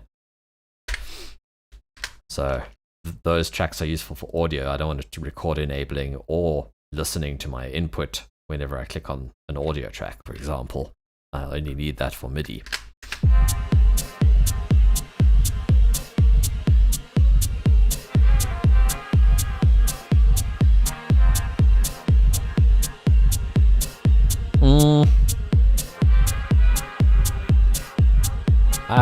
There are other people who have paid scripts as well. There's some insane stuff out there. There was some guy made this whole orchestral, I think, articulation thing that might have been paid. I forget. Some of the script makers also offer, like, you can pay them to customize, make custom scripts for you.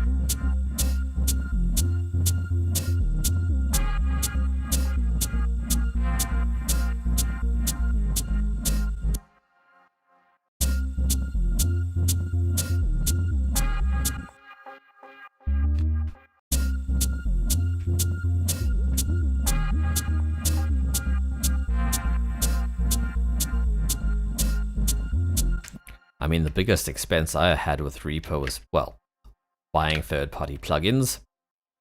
And then also I bought AA Translator, which is an amazing app that lets you convert project files from different DAWs. So like Pro Tools users have AAF import, where you can import a format called AAF that a lot of video editors can export from their video editor.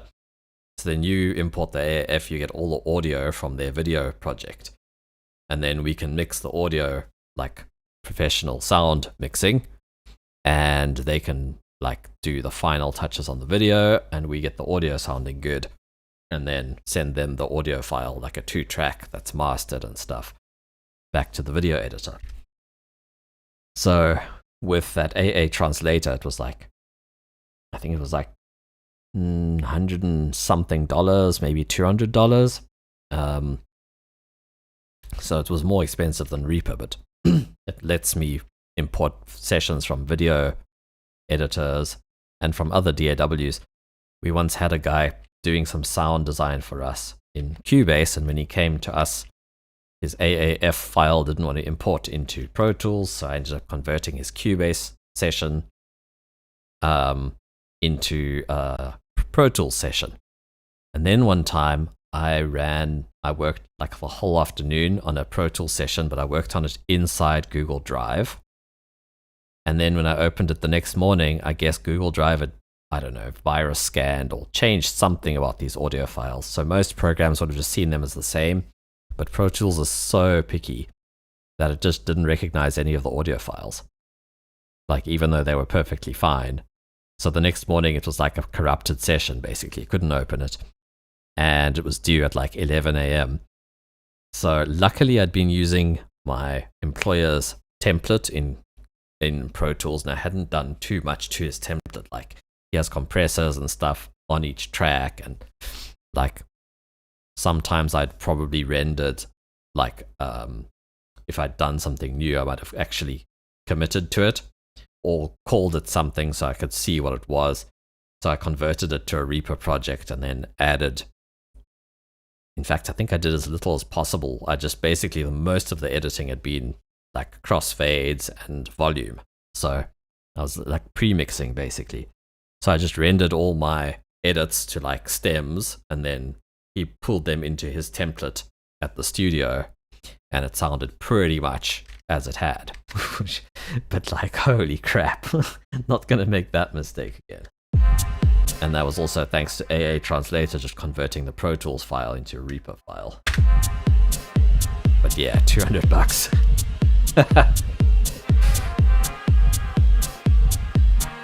But it saved the day a few times.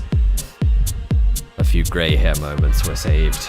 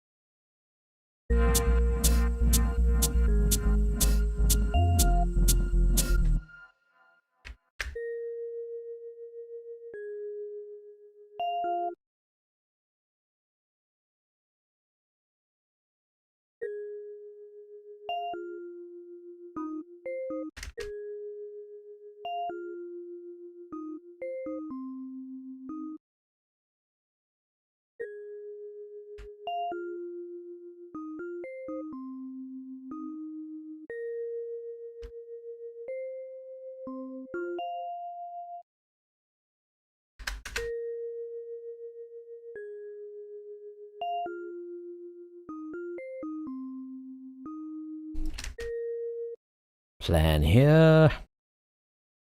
Let's use key snap, another thing I like about Reaper. I don't always use it because I like actually playing between the scales a lot of the time. I mean, I'll do runs like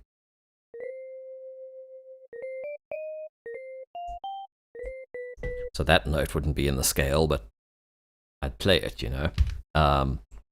So I don't always use it, and I know my theory enough to write chords, but sometimes it's handy to be able to just grab a bunch of MIDI and transpose it.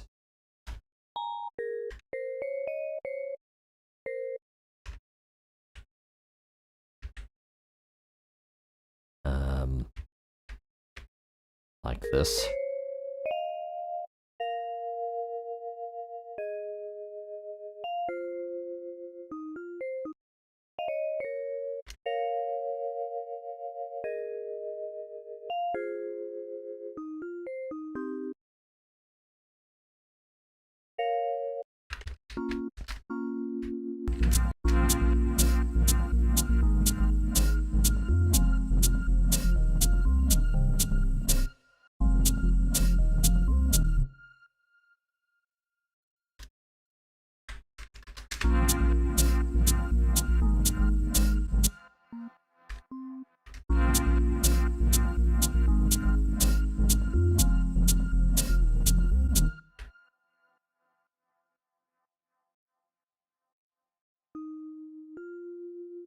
Case in point, want to turn snap off.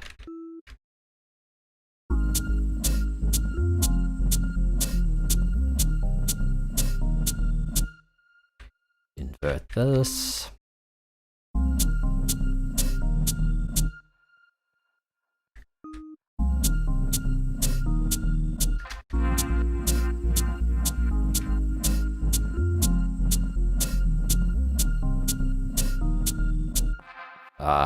Yeah, Live 11. I still haven't really played with that, to be honest. Looks incredible.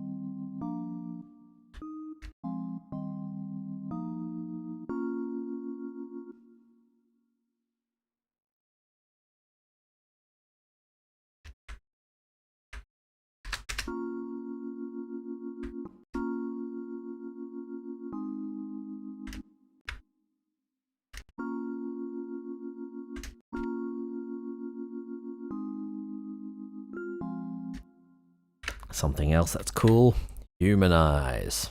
You can actually do, you can actually do this in Live.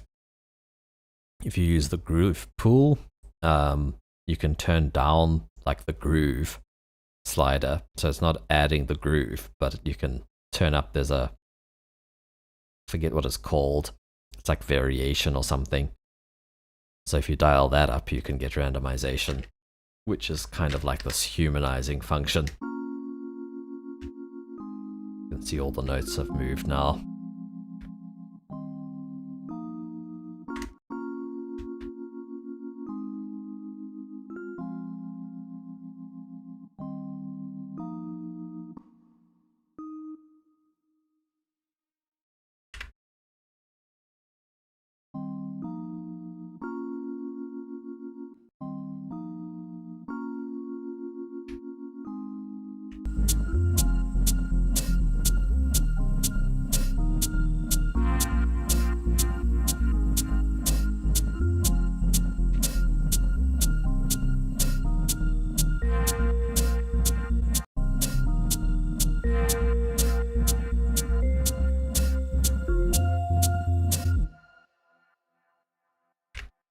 Get your paws on more doors.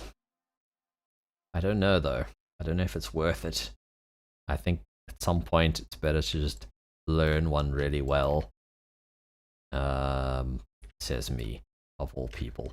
But I mean, in terms of getting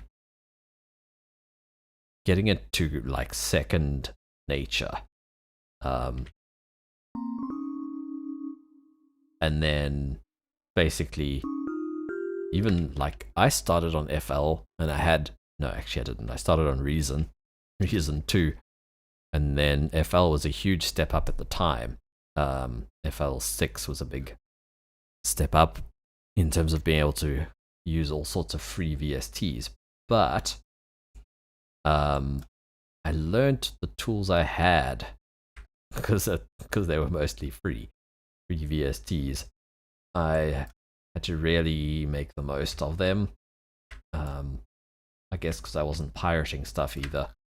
I really learned synthesis on the tools that I had.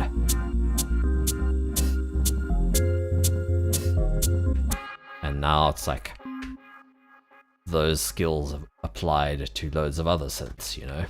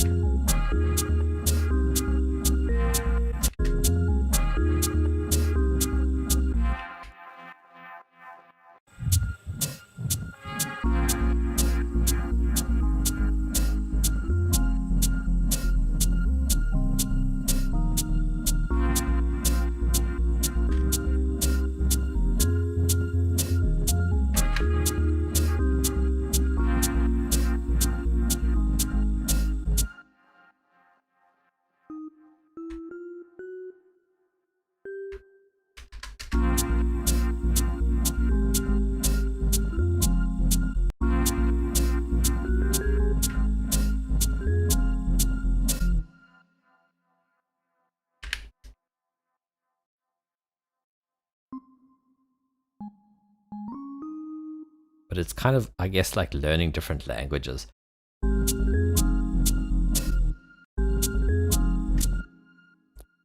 You can get the same message across in different languages, you know?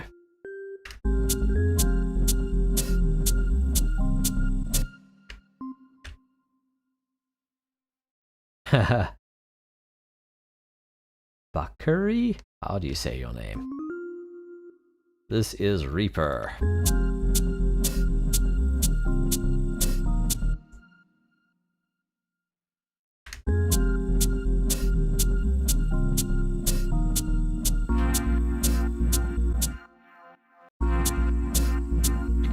Ooh, maybe we can find a clap for the techno section and then bring it in the breakdown and then use it after the breakdown. In other words, I won't use it in this section, I'll use it in the section that follows. So I've got a bunch of claps actually in this battery folder. Open, here we go. So here's battery. So each row is an octave, and each row on the push, these lights are Cs. I've got it in chromatic mode, and you can see that each C is a kick, and the next thing is either a clap or a snare, except this bottom row is all yeah, the bottom on the push is the top row. I've mapped these manually to all a bunch of kicks because I've decided I needed more kicks.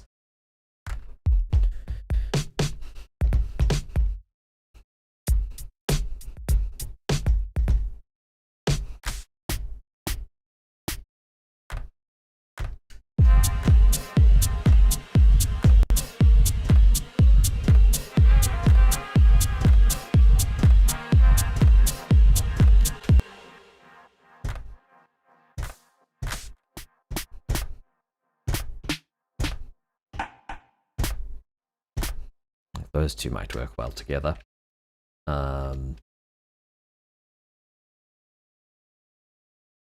Cool. What DAW do you use?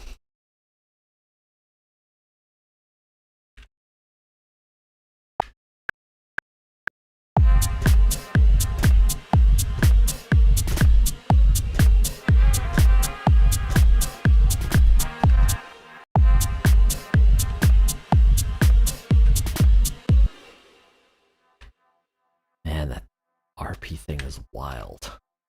I'm going to quantize, shift you all.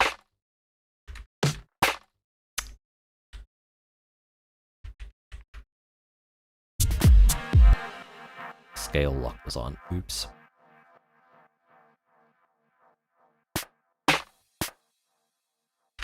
I'm going to quantize you all to 16ths. But not 100%.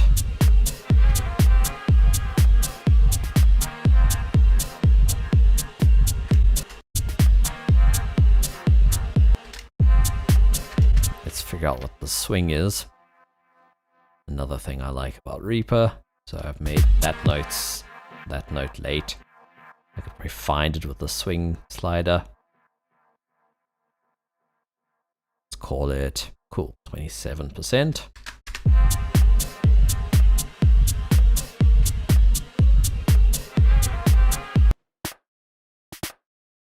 Let's turn the clap up.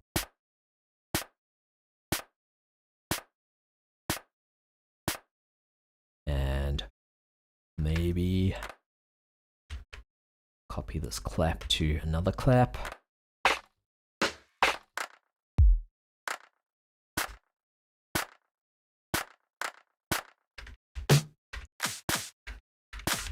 Thank you.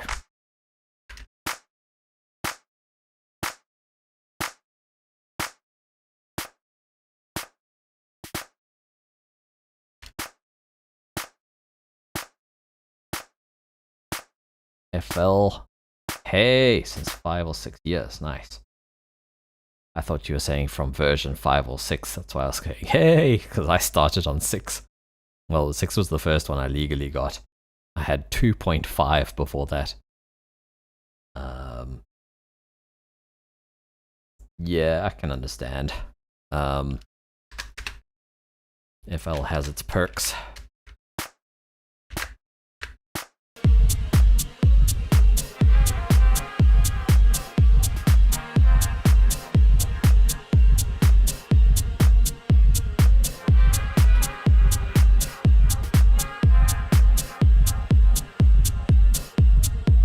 Actually, I'm going to mute my mic and have a quick listen on the speakers.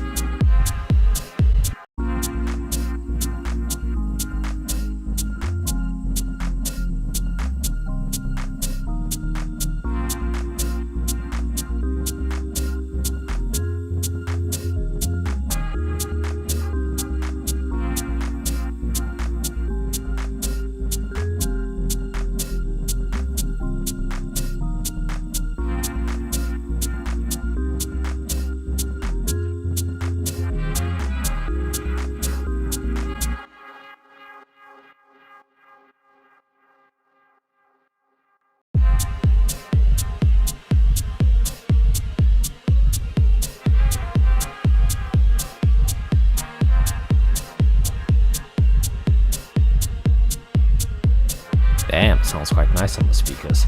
Woohoo! Often there's some glaring thing that I haven't been hearing on my headphones. It's often to do with kick drums. Like top end being too clicky, the common one. Short and snappy things tend to sound different. Like, I've got a track I'm working on at the moment where the kick drum sounds very short and snappy on my headphones. And on my speakers I can hear the sub on it even though it's short. No, your English is fine, man.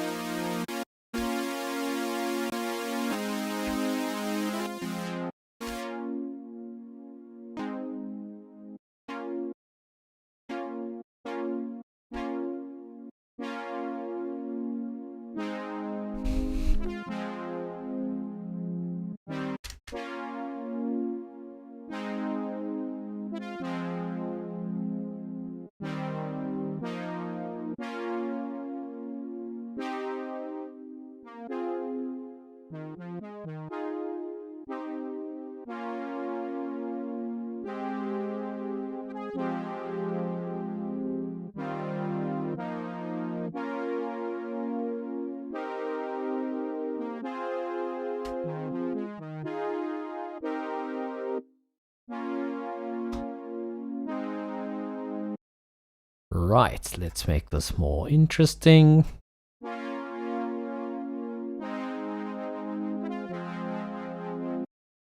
What we can do is make the higher notes make it go faster, and the slower notes make it go slower.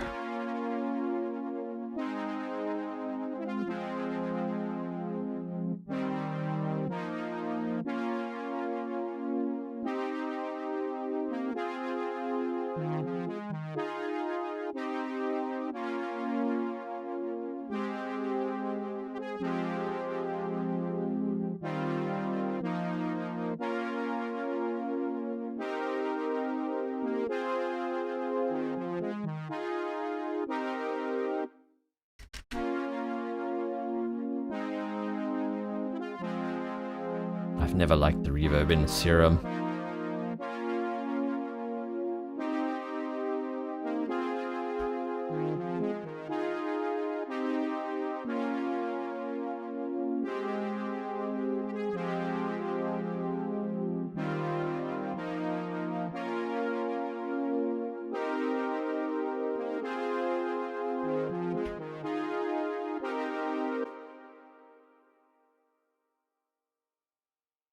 Got an idea.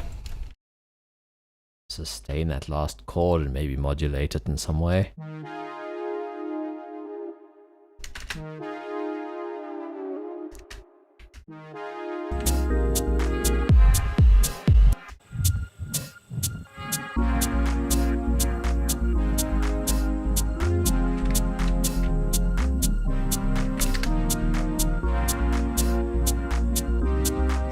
Another thing we can do to liven this is link velocity to the filter.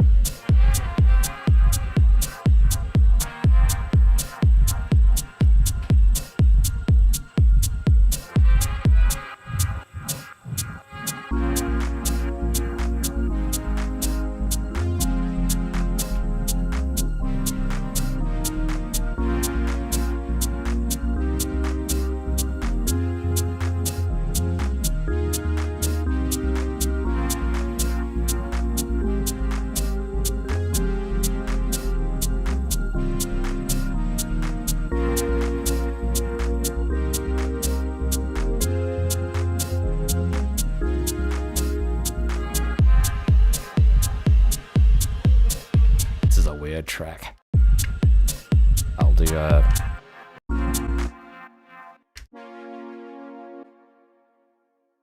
copy this guy.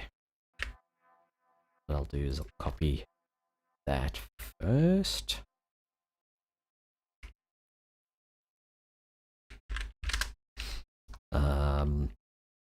Then I'll copy this. Actually, I can't. Fine. Do this.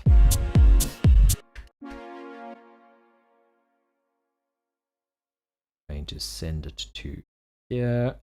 100%. Going to solo this. Nope, this.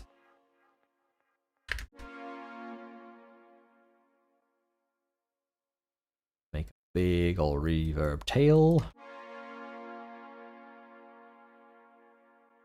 And record it. So this bus is all my instruments. Everything that isn't drums is in this rest bus. And I've set it to record no input. But instead, I think you can right click the record button and actually record the output. So this is going to basically record itself. So all the stuff going into it. And I've just soloed this verb. So now when I hit record,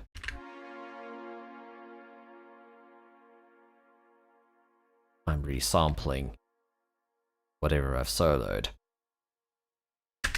And I'm going to grab this, bring it back there, turn those things off, reverse it. Another cool thing, you can move this little thing at the edge bottom corner of every sample is a snap offset. So now when you move this to the grid, it's going to snap to that point instead of that point. and I've set it to a keyboard shortcut. So if I just click the end of the sample, now I've moved that little snap offset to the end. So now I can snap to the start of that sound. Let's also normalize this guy.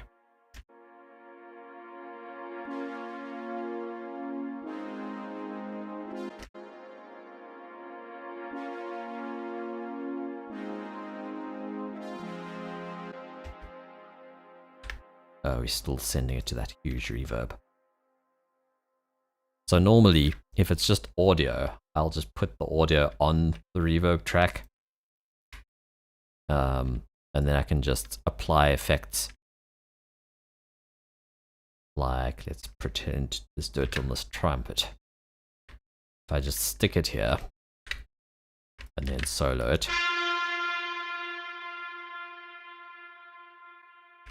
I could tell it section, so now when I extend this, it's only going to have that section.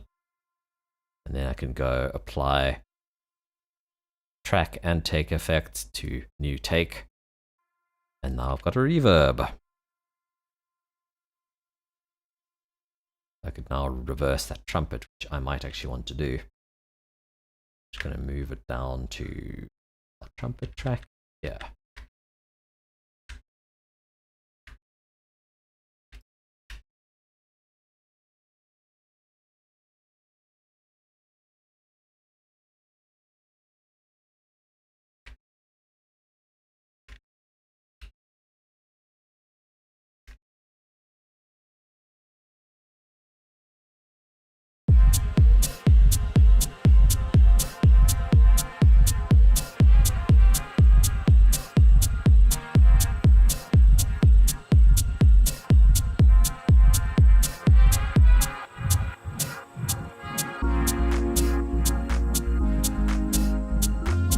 This is where I can use this guy.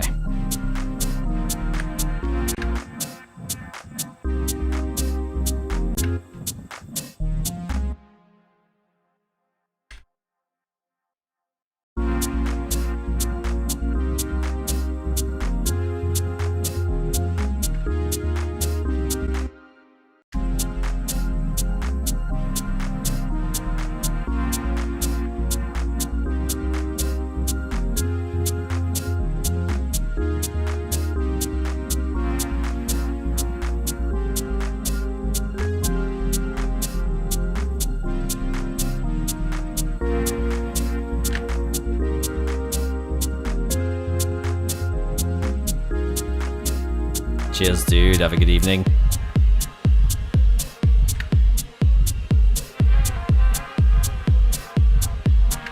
It's been fun.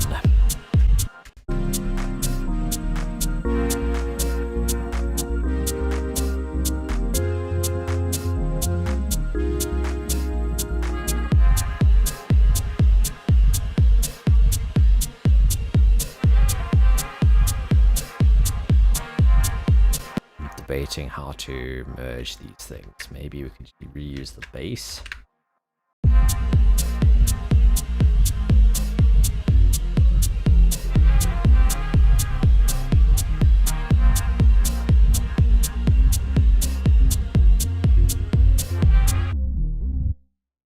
Huh, somehow they're coexisting.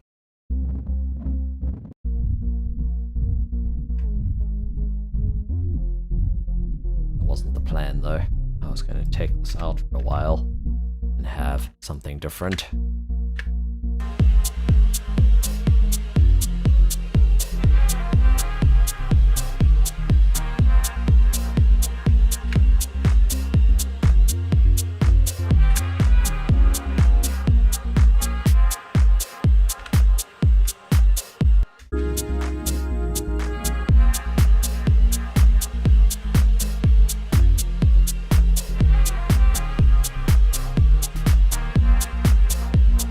Sidechain the space.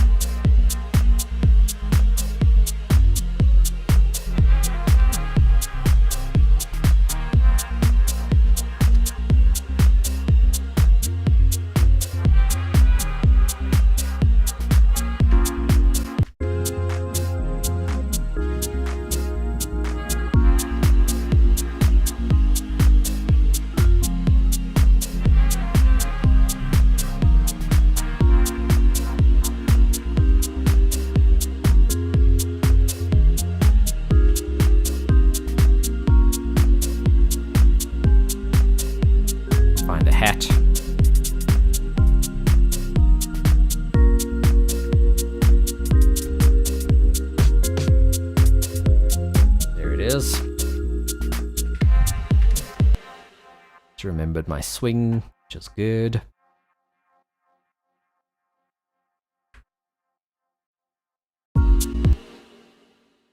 Another thing that some people claim doesn't happen in techno is swing. Screw that. All side chaining. Purists, be gone with you.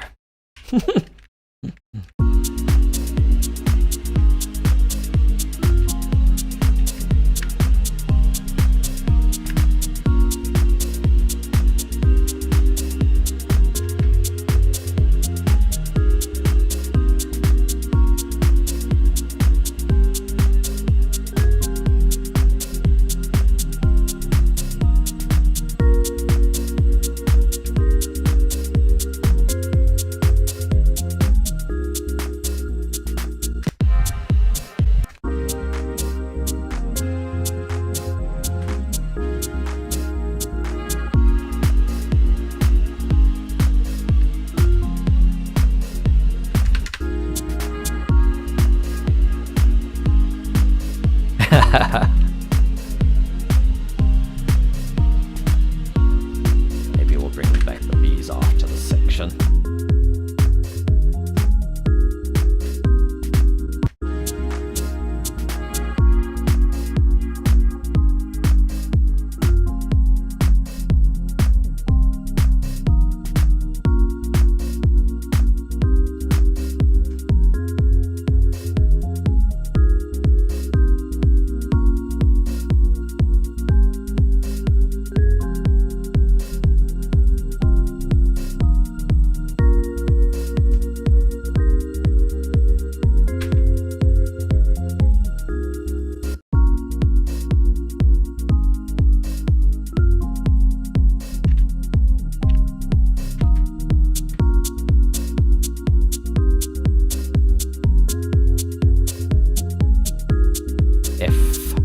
F4 to go to a new pattern. I don't know if there's a shortcut to duplicate patterns though. You just go make unique. It's like a drop down on a selected pattern.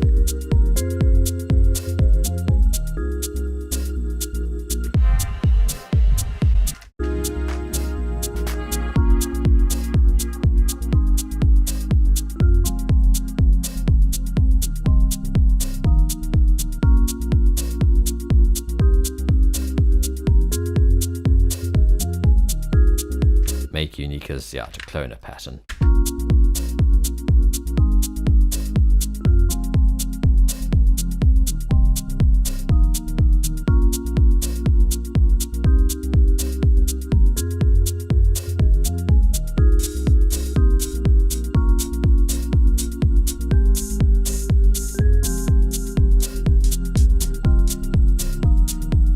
That is a classic hat right there.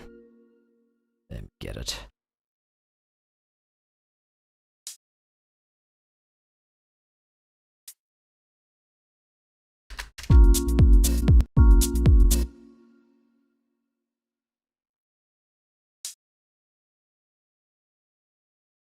Hang on a minute, didn't I change the velocities? I guess not as much as I thought.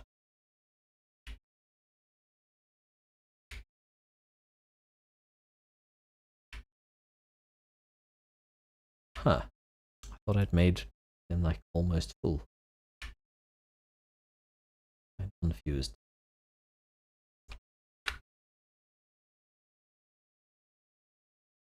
Oh, there they are. Like the second half. Yes, okay, cool. Whackety whack.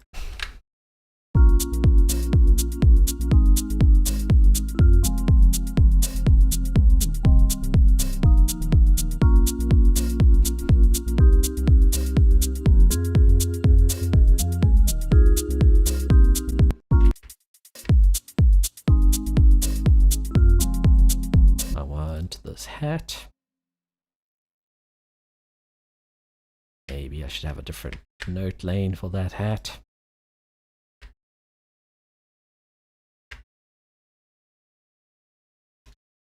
Love being able to select velocities.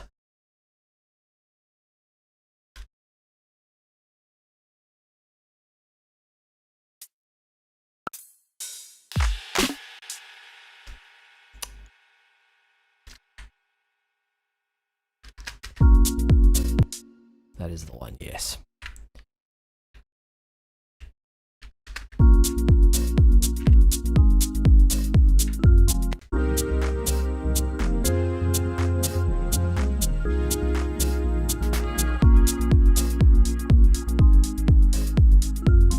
Okay, let's sidechain that base.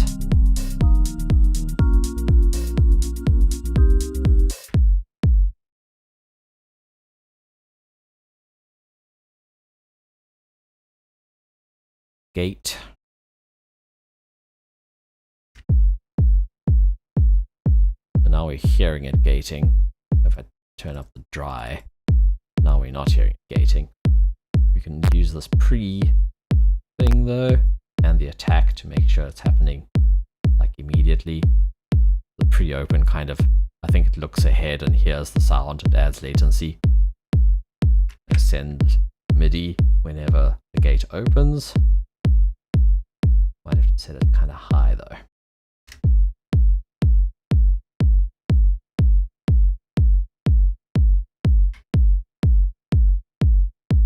And I guess the release could be quicker.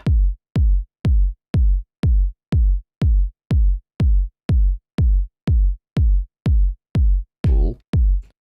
So it should be triggering when the kick happens. I mean, I could use the pumper that just always pumps, always ducks. So like on my bass bus, I have one that's receiving MIDI, and I have one that's just quarter notes. But the reason I'm going to use the kick one is because I'm going to duck just the lows. So this guy is splitting the frequencies into 3 bands: lows, mids, and highs. And I'm sending the mids and highs to 5 and 6. 3 and 4 I've actually left open for side chaining, which is ironic because I won't need side chaining. Then this joiner guy brings back the low band and 5 and 6, which was our mids and highs. So that means that this pumper is on 1 and 2. So that's just pumping the low end when this guy is, when these splitters are, when it's between the splitters. Now it's only going to pump the low end. And I only need it pumping the low end when the kick is happening. Therefore, I'm using the kick as the sound source. However, I'm not sending the sound. I'm sending MIDI from the gate. So no audio. MIDI from MIDI channel 2 to, I'm going to say bus 2 on the receiving track. So on this, you'll see here it's sending MIDI channel 2. And on this pumper, where are we? This pumper, if we right click here, MIDI input is bus 2.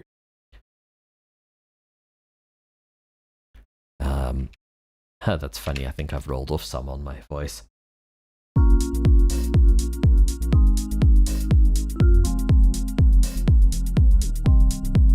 So, yeah, now it's triggering when my kick happens. No, sorry. Yes, by MIDI. So if there's no kick, like in the breakdown, you'll see this isn't being triggered.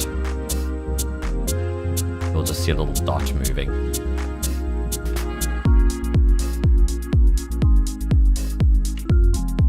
And now if we solo the bass bus,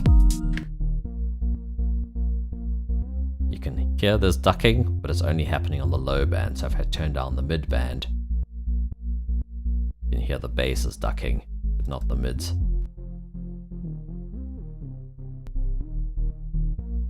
So now I could also put like distortion on the mid band, for example. Let's try that. How I would do that is receive not 1 and 2, because that's now our low band. Receive 5 and 6, that's our mids, and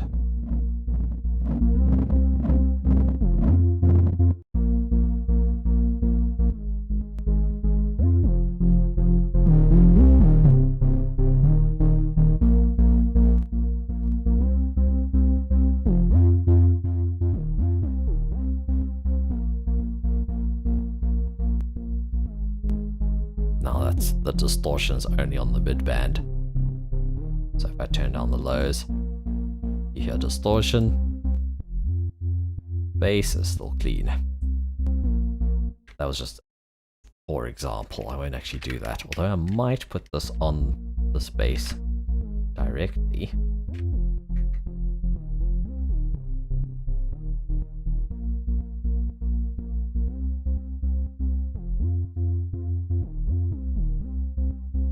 Oh, it's on the wrong band.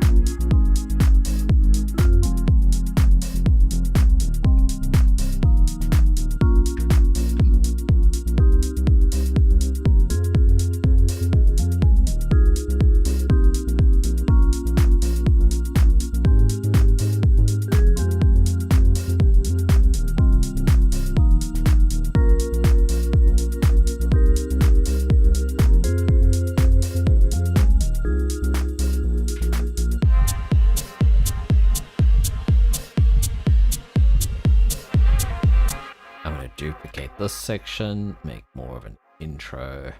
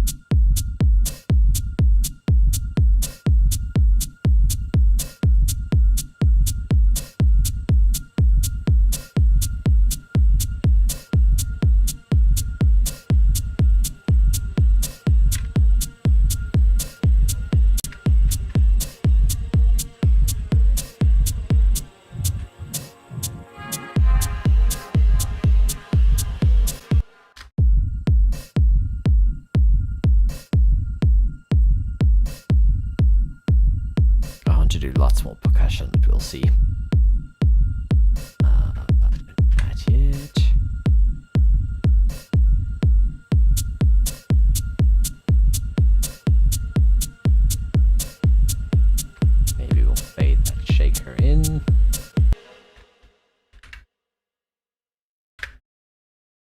Just a little bit.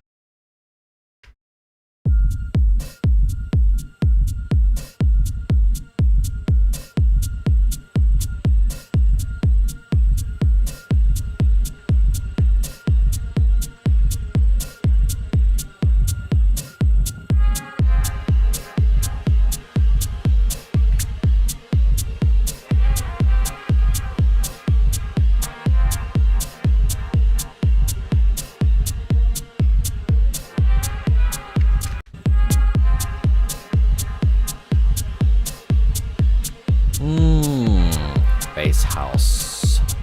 I've heard some cool stuff.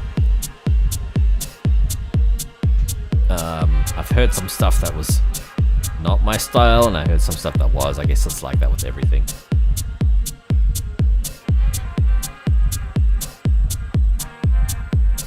I kind of like it if it's a little funkier.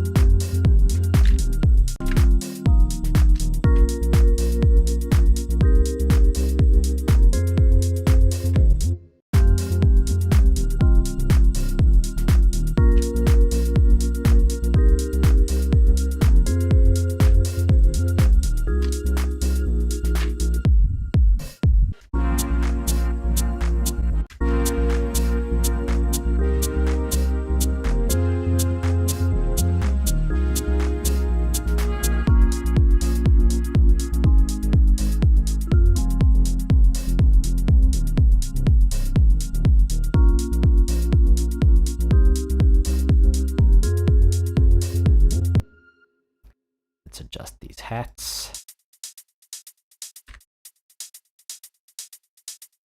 I want the loud hat to be louder. I'll bring up the bus. I feel like that's where I want the loud hat to be. So this guy needs to go down.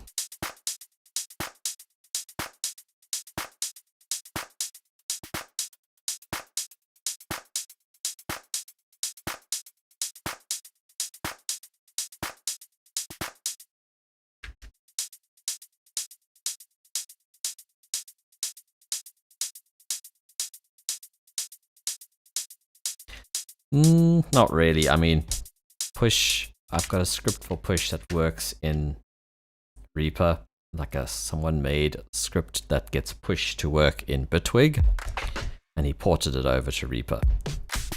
So I've got playback. I do have rudimentary device control for plugins in Reaper. So like there's Recontrol MIDI.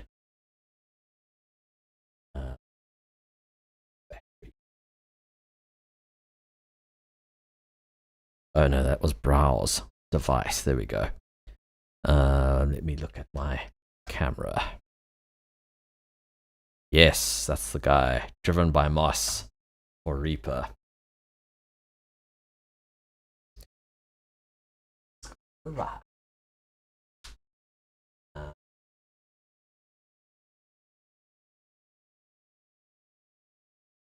Woohoo.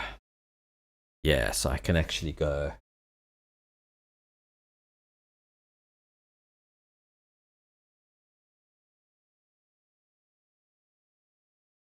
I mean, I can go track, see volume and pan.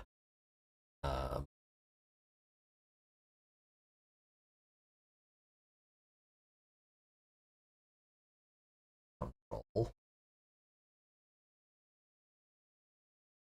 There's like different pages, settings. Not sure why I'm not back track. Oh, I'm on track. I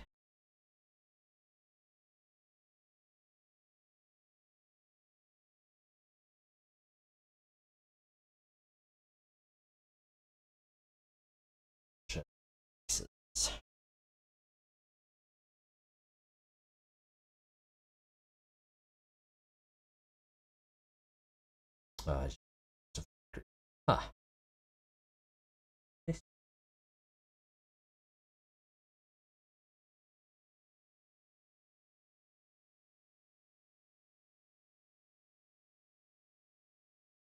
I've seen it before where it lets me change select device.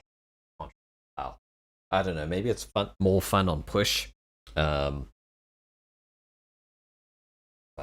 like even in live, I don't really use the functionality.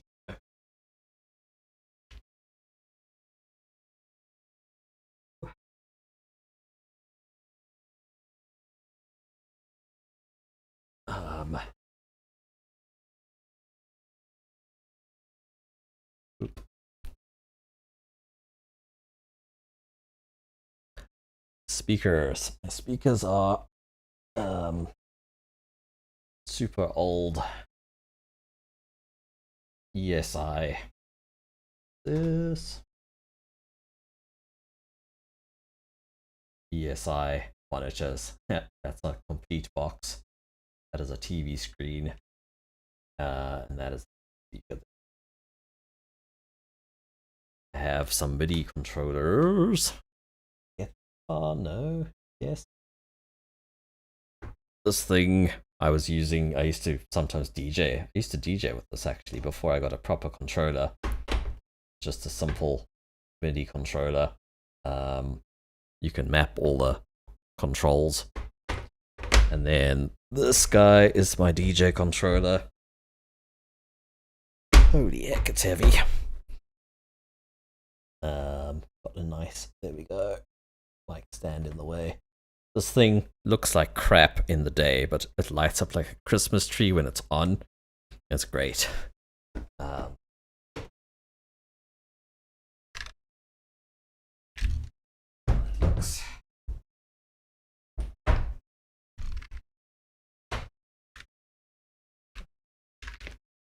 have it working in Traktor. It's an M Audio Exponent.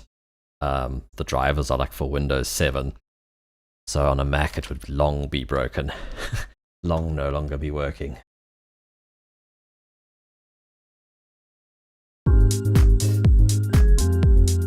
I'd like to get some isofoam, I forget what they call, the like isolator pads to lift the speakers up. I've also got a sub, an ESI sub. The brand of speakers, ESI. They're super old N-Aero 6s. And then the sub is also an ESI. I forget what it's called though. In the first place where I bought them, because I actually found them in a shop called Cash Crusaders. It's like one of those, like a pawn shop basically, where you can trade in stuff, get money. A lot of stolen goods end up there, although they would sue me for that, so no, they don't. Open another project. If stolen goods end up there, you can report it and they usually sort it out for you. So yeah, they obviously don't condone stolen goods. But basically I was in there and it's normally just consumer hi-fi stuff, and I was like, those look like monitors.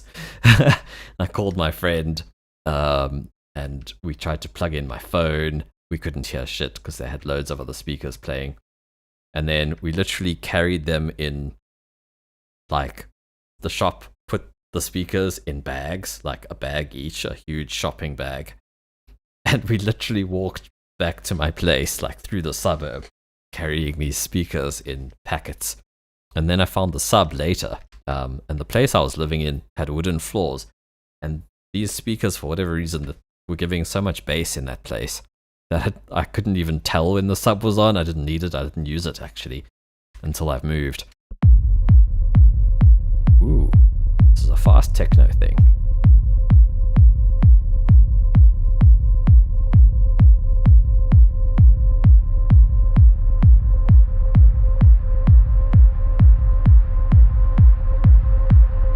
I'm cold, holy crap.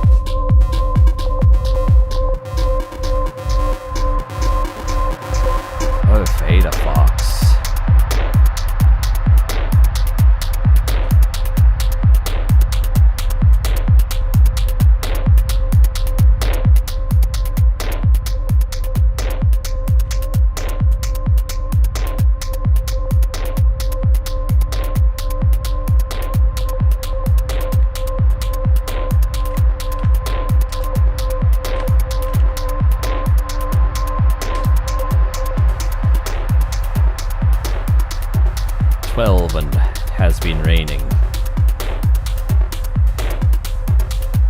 Fahrenheit, that would be 53. But often the house is colder. Yesterday the outside was like several degrees warmer. Literally shivering. Oh.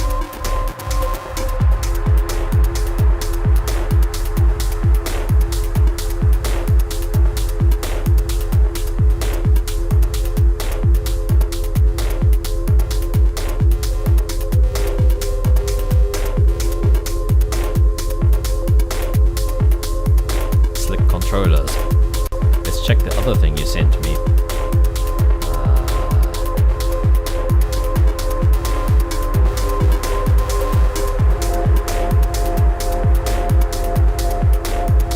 I'm scrolling.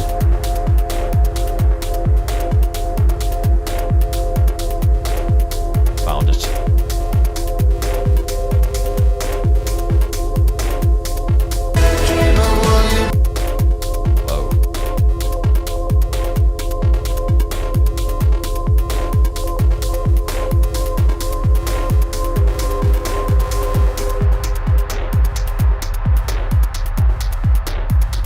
Shit, this tune is a banger.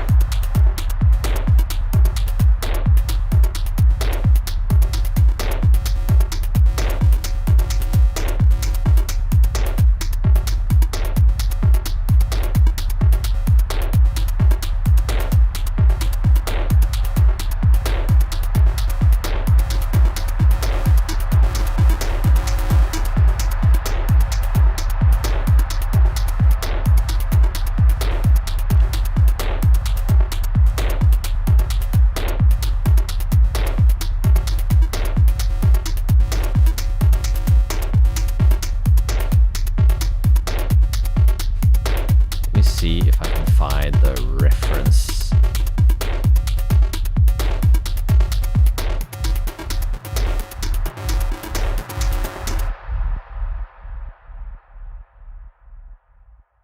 Some techno track friend sent me in a zip file. I cannot read that at all.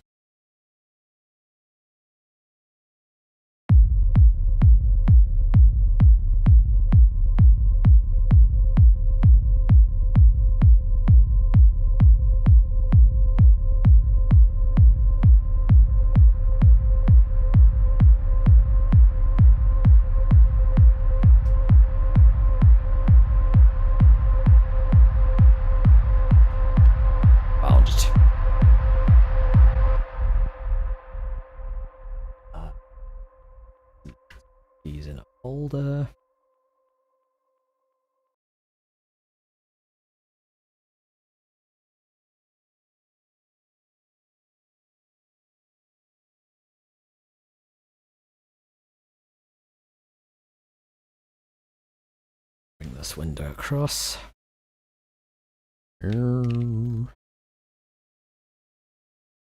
See, I think these are compilations.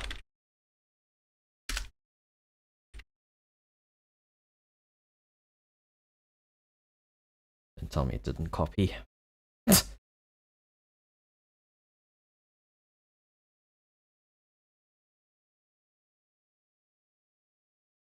Don't you just love it when that stuff doesn't work? Oh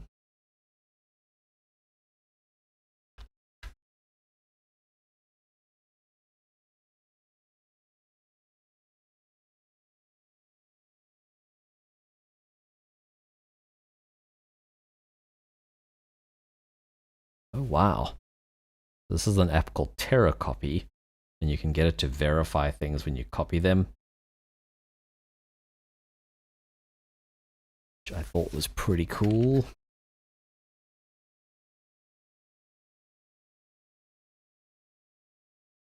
I think this was the album.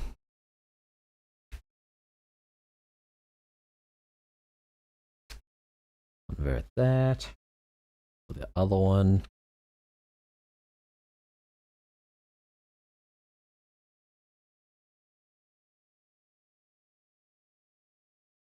Yeah, it's cool. You can sort of verify the files once they've copied.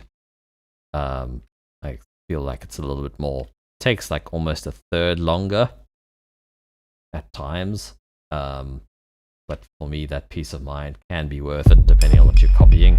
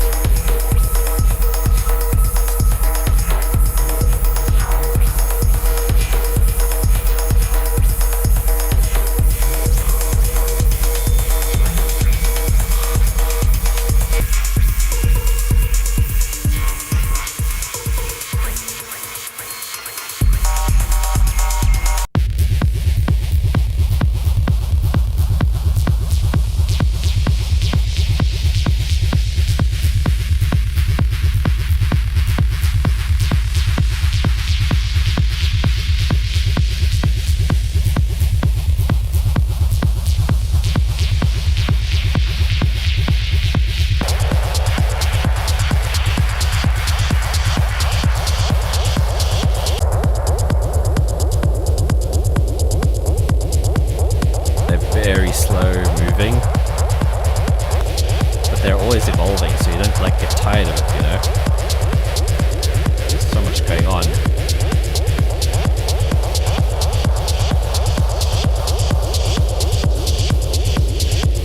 What's interesting on this is the kick drums aren't that beefy. Like a lot of, they're kind of subdued, most of them. This might be an exception.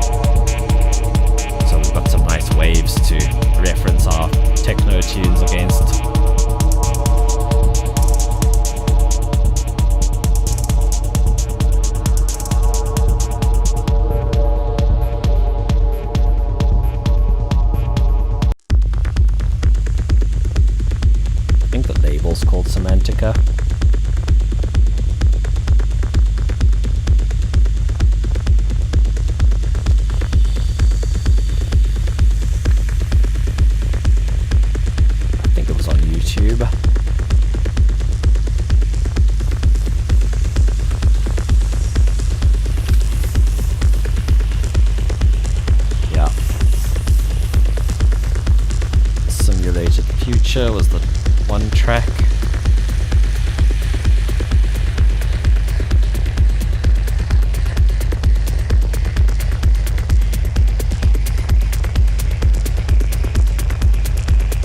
Wonder what else is on this channel.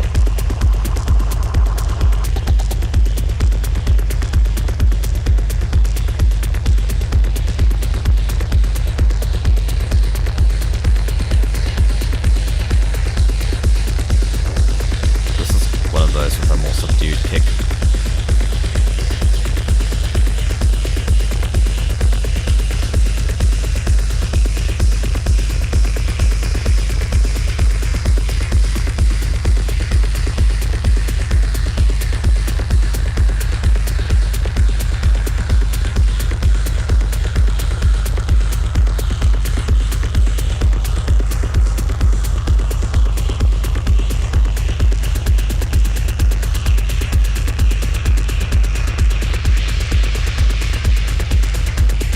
It's like a wall of sound, but it all fits together, man.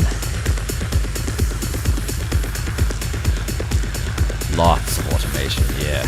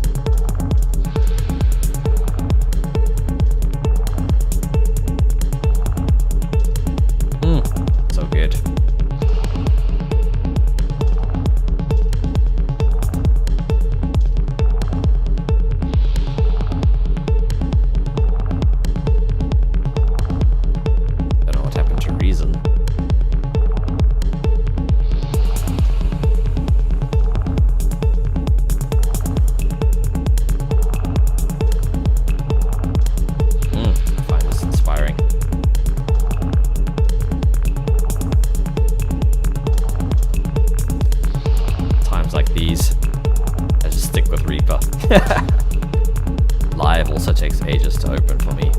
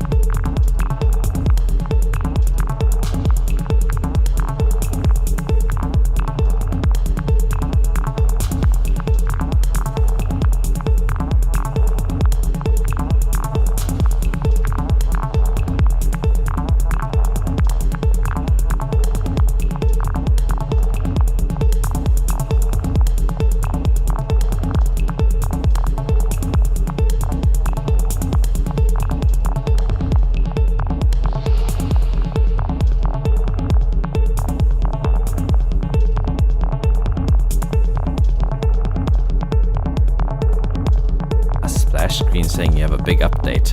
No, I haven't had that. I've had 2 updates this past week though, which is unusual. But they were quite quick.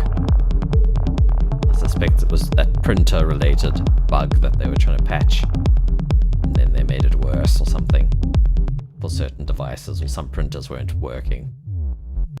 Ooh, that was an interesting look into the base.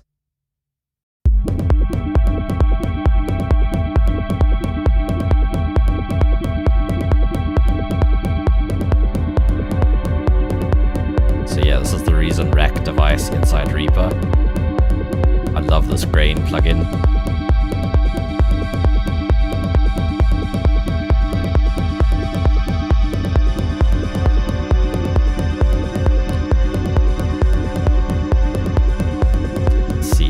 Track I made has less melody than this.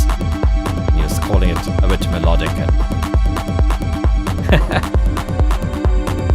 man, some people.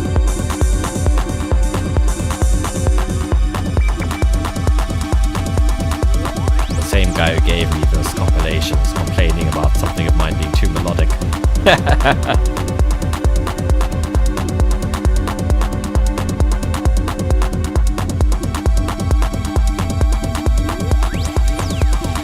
And it has claps in it.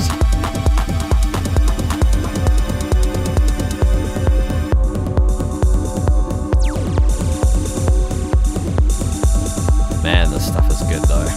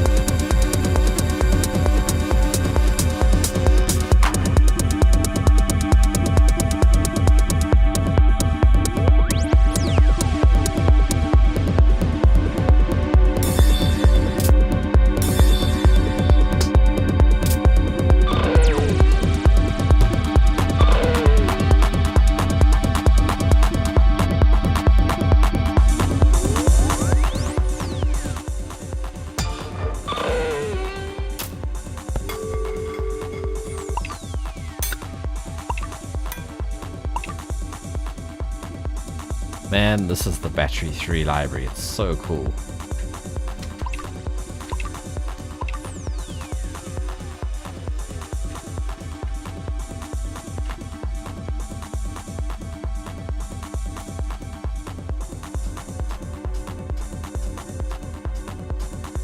$133.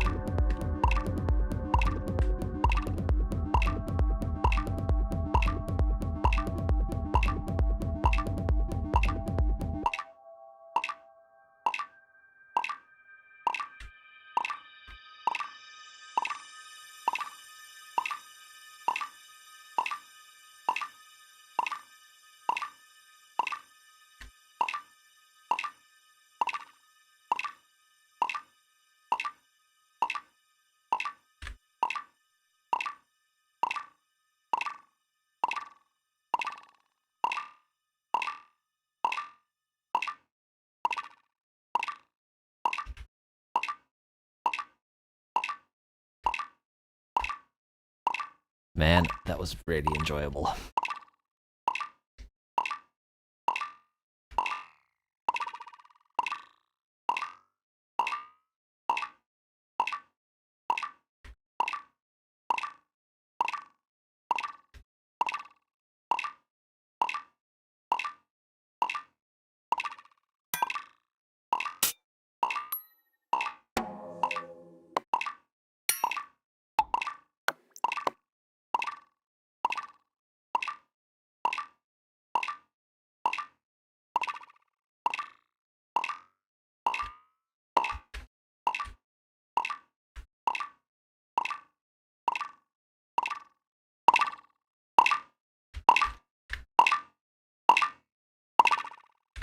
Last little jam before I go to bed, I think.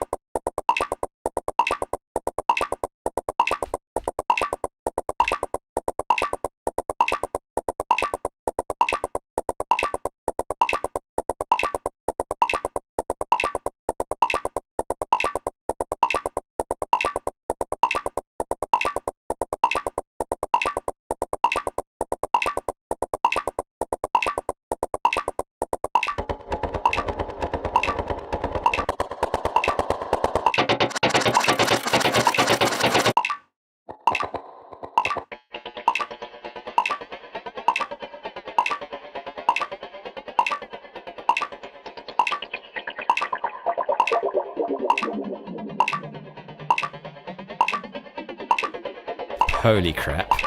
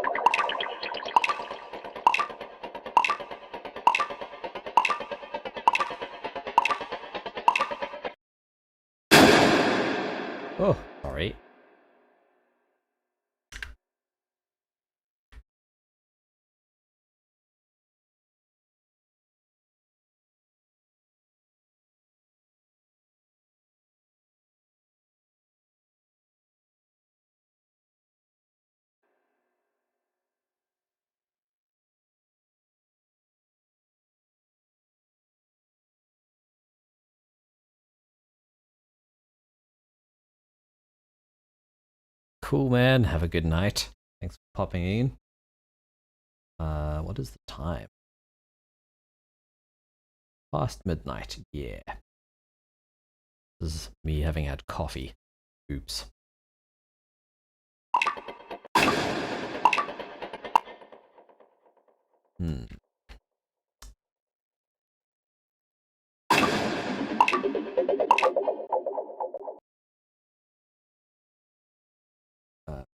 To send this.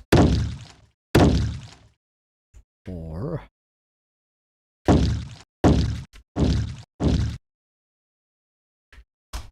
stretch it, perhaps.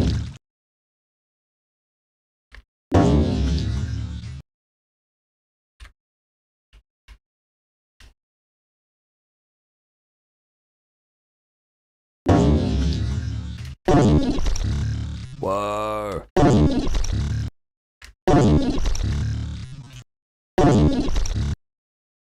Holy crap. I'm going to glue this.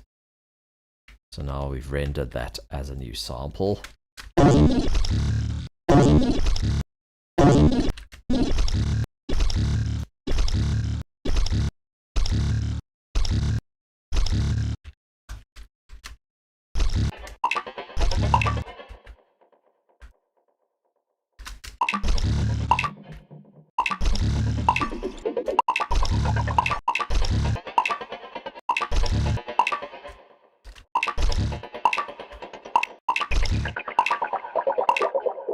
Man, that's so cool.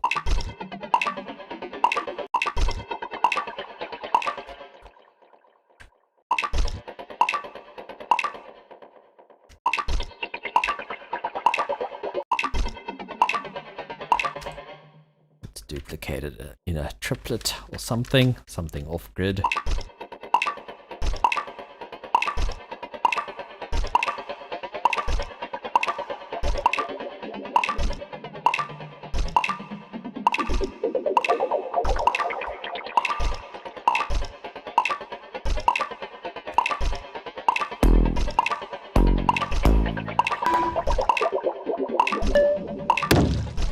Man, what amazing sounds.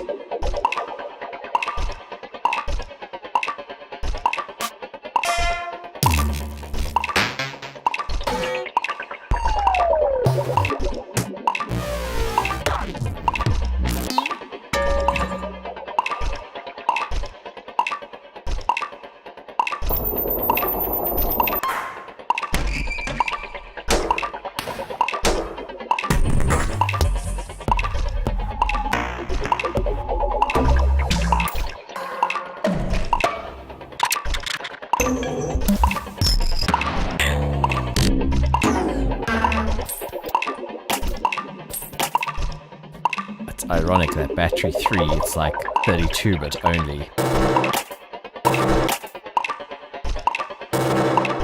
It sounds more modern than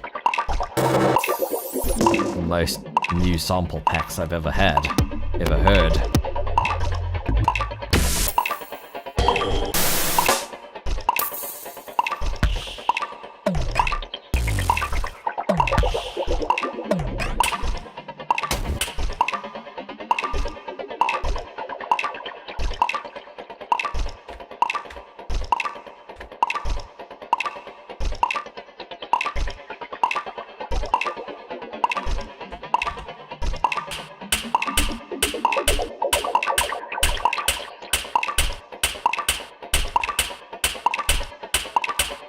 Is anyone still tuned in?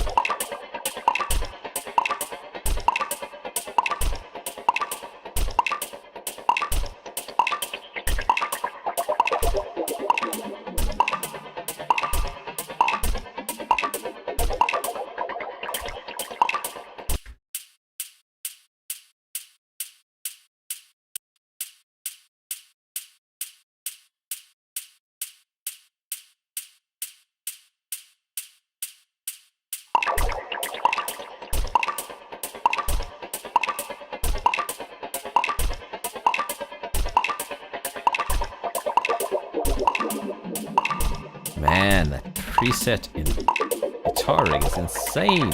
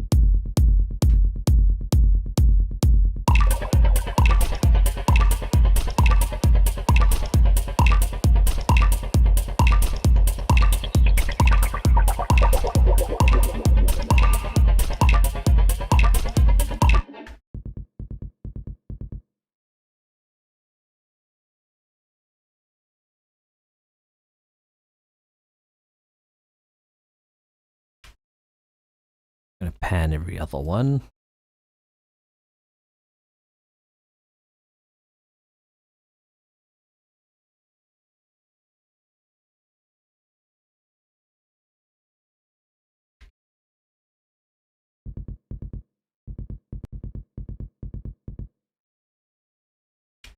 Maybe a little more.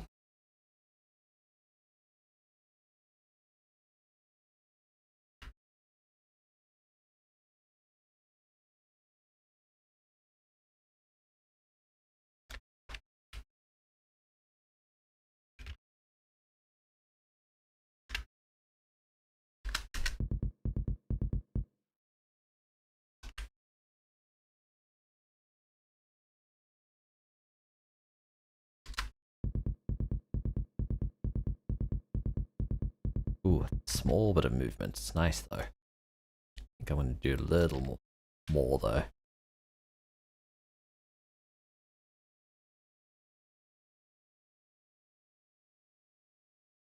20.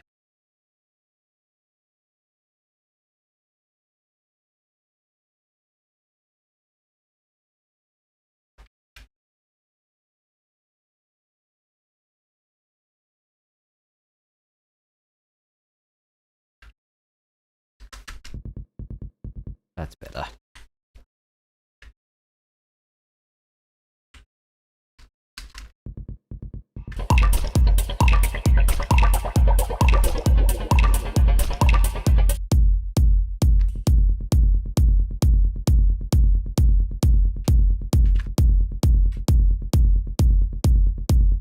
Turns out Deadmau5's kicks were techno kicks. At least the ones I downloaded.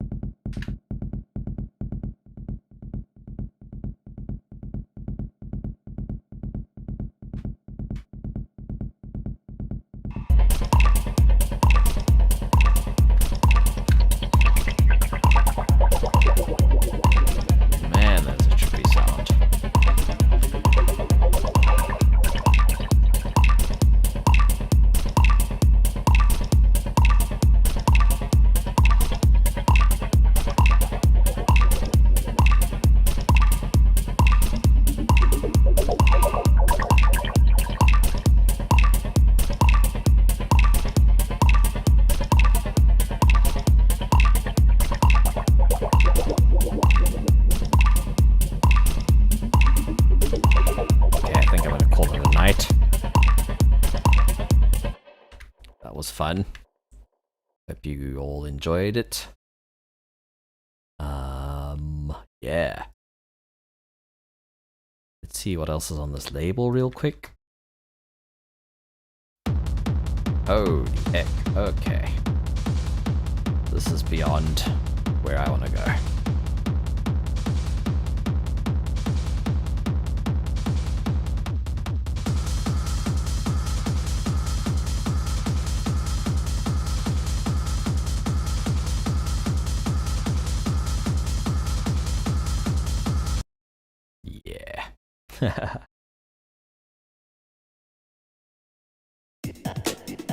Whoa.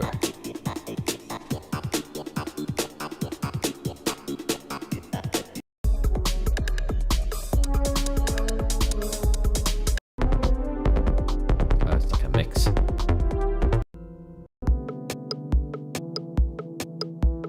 Or maybe it's an album teaser. Huh.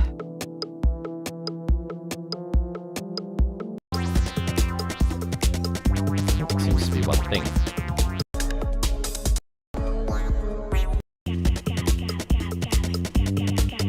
Music is subjective. That's all I'm gonna say. But that was really an interesting little session.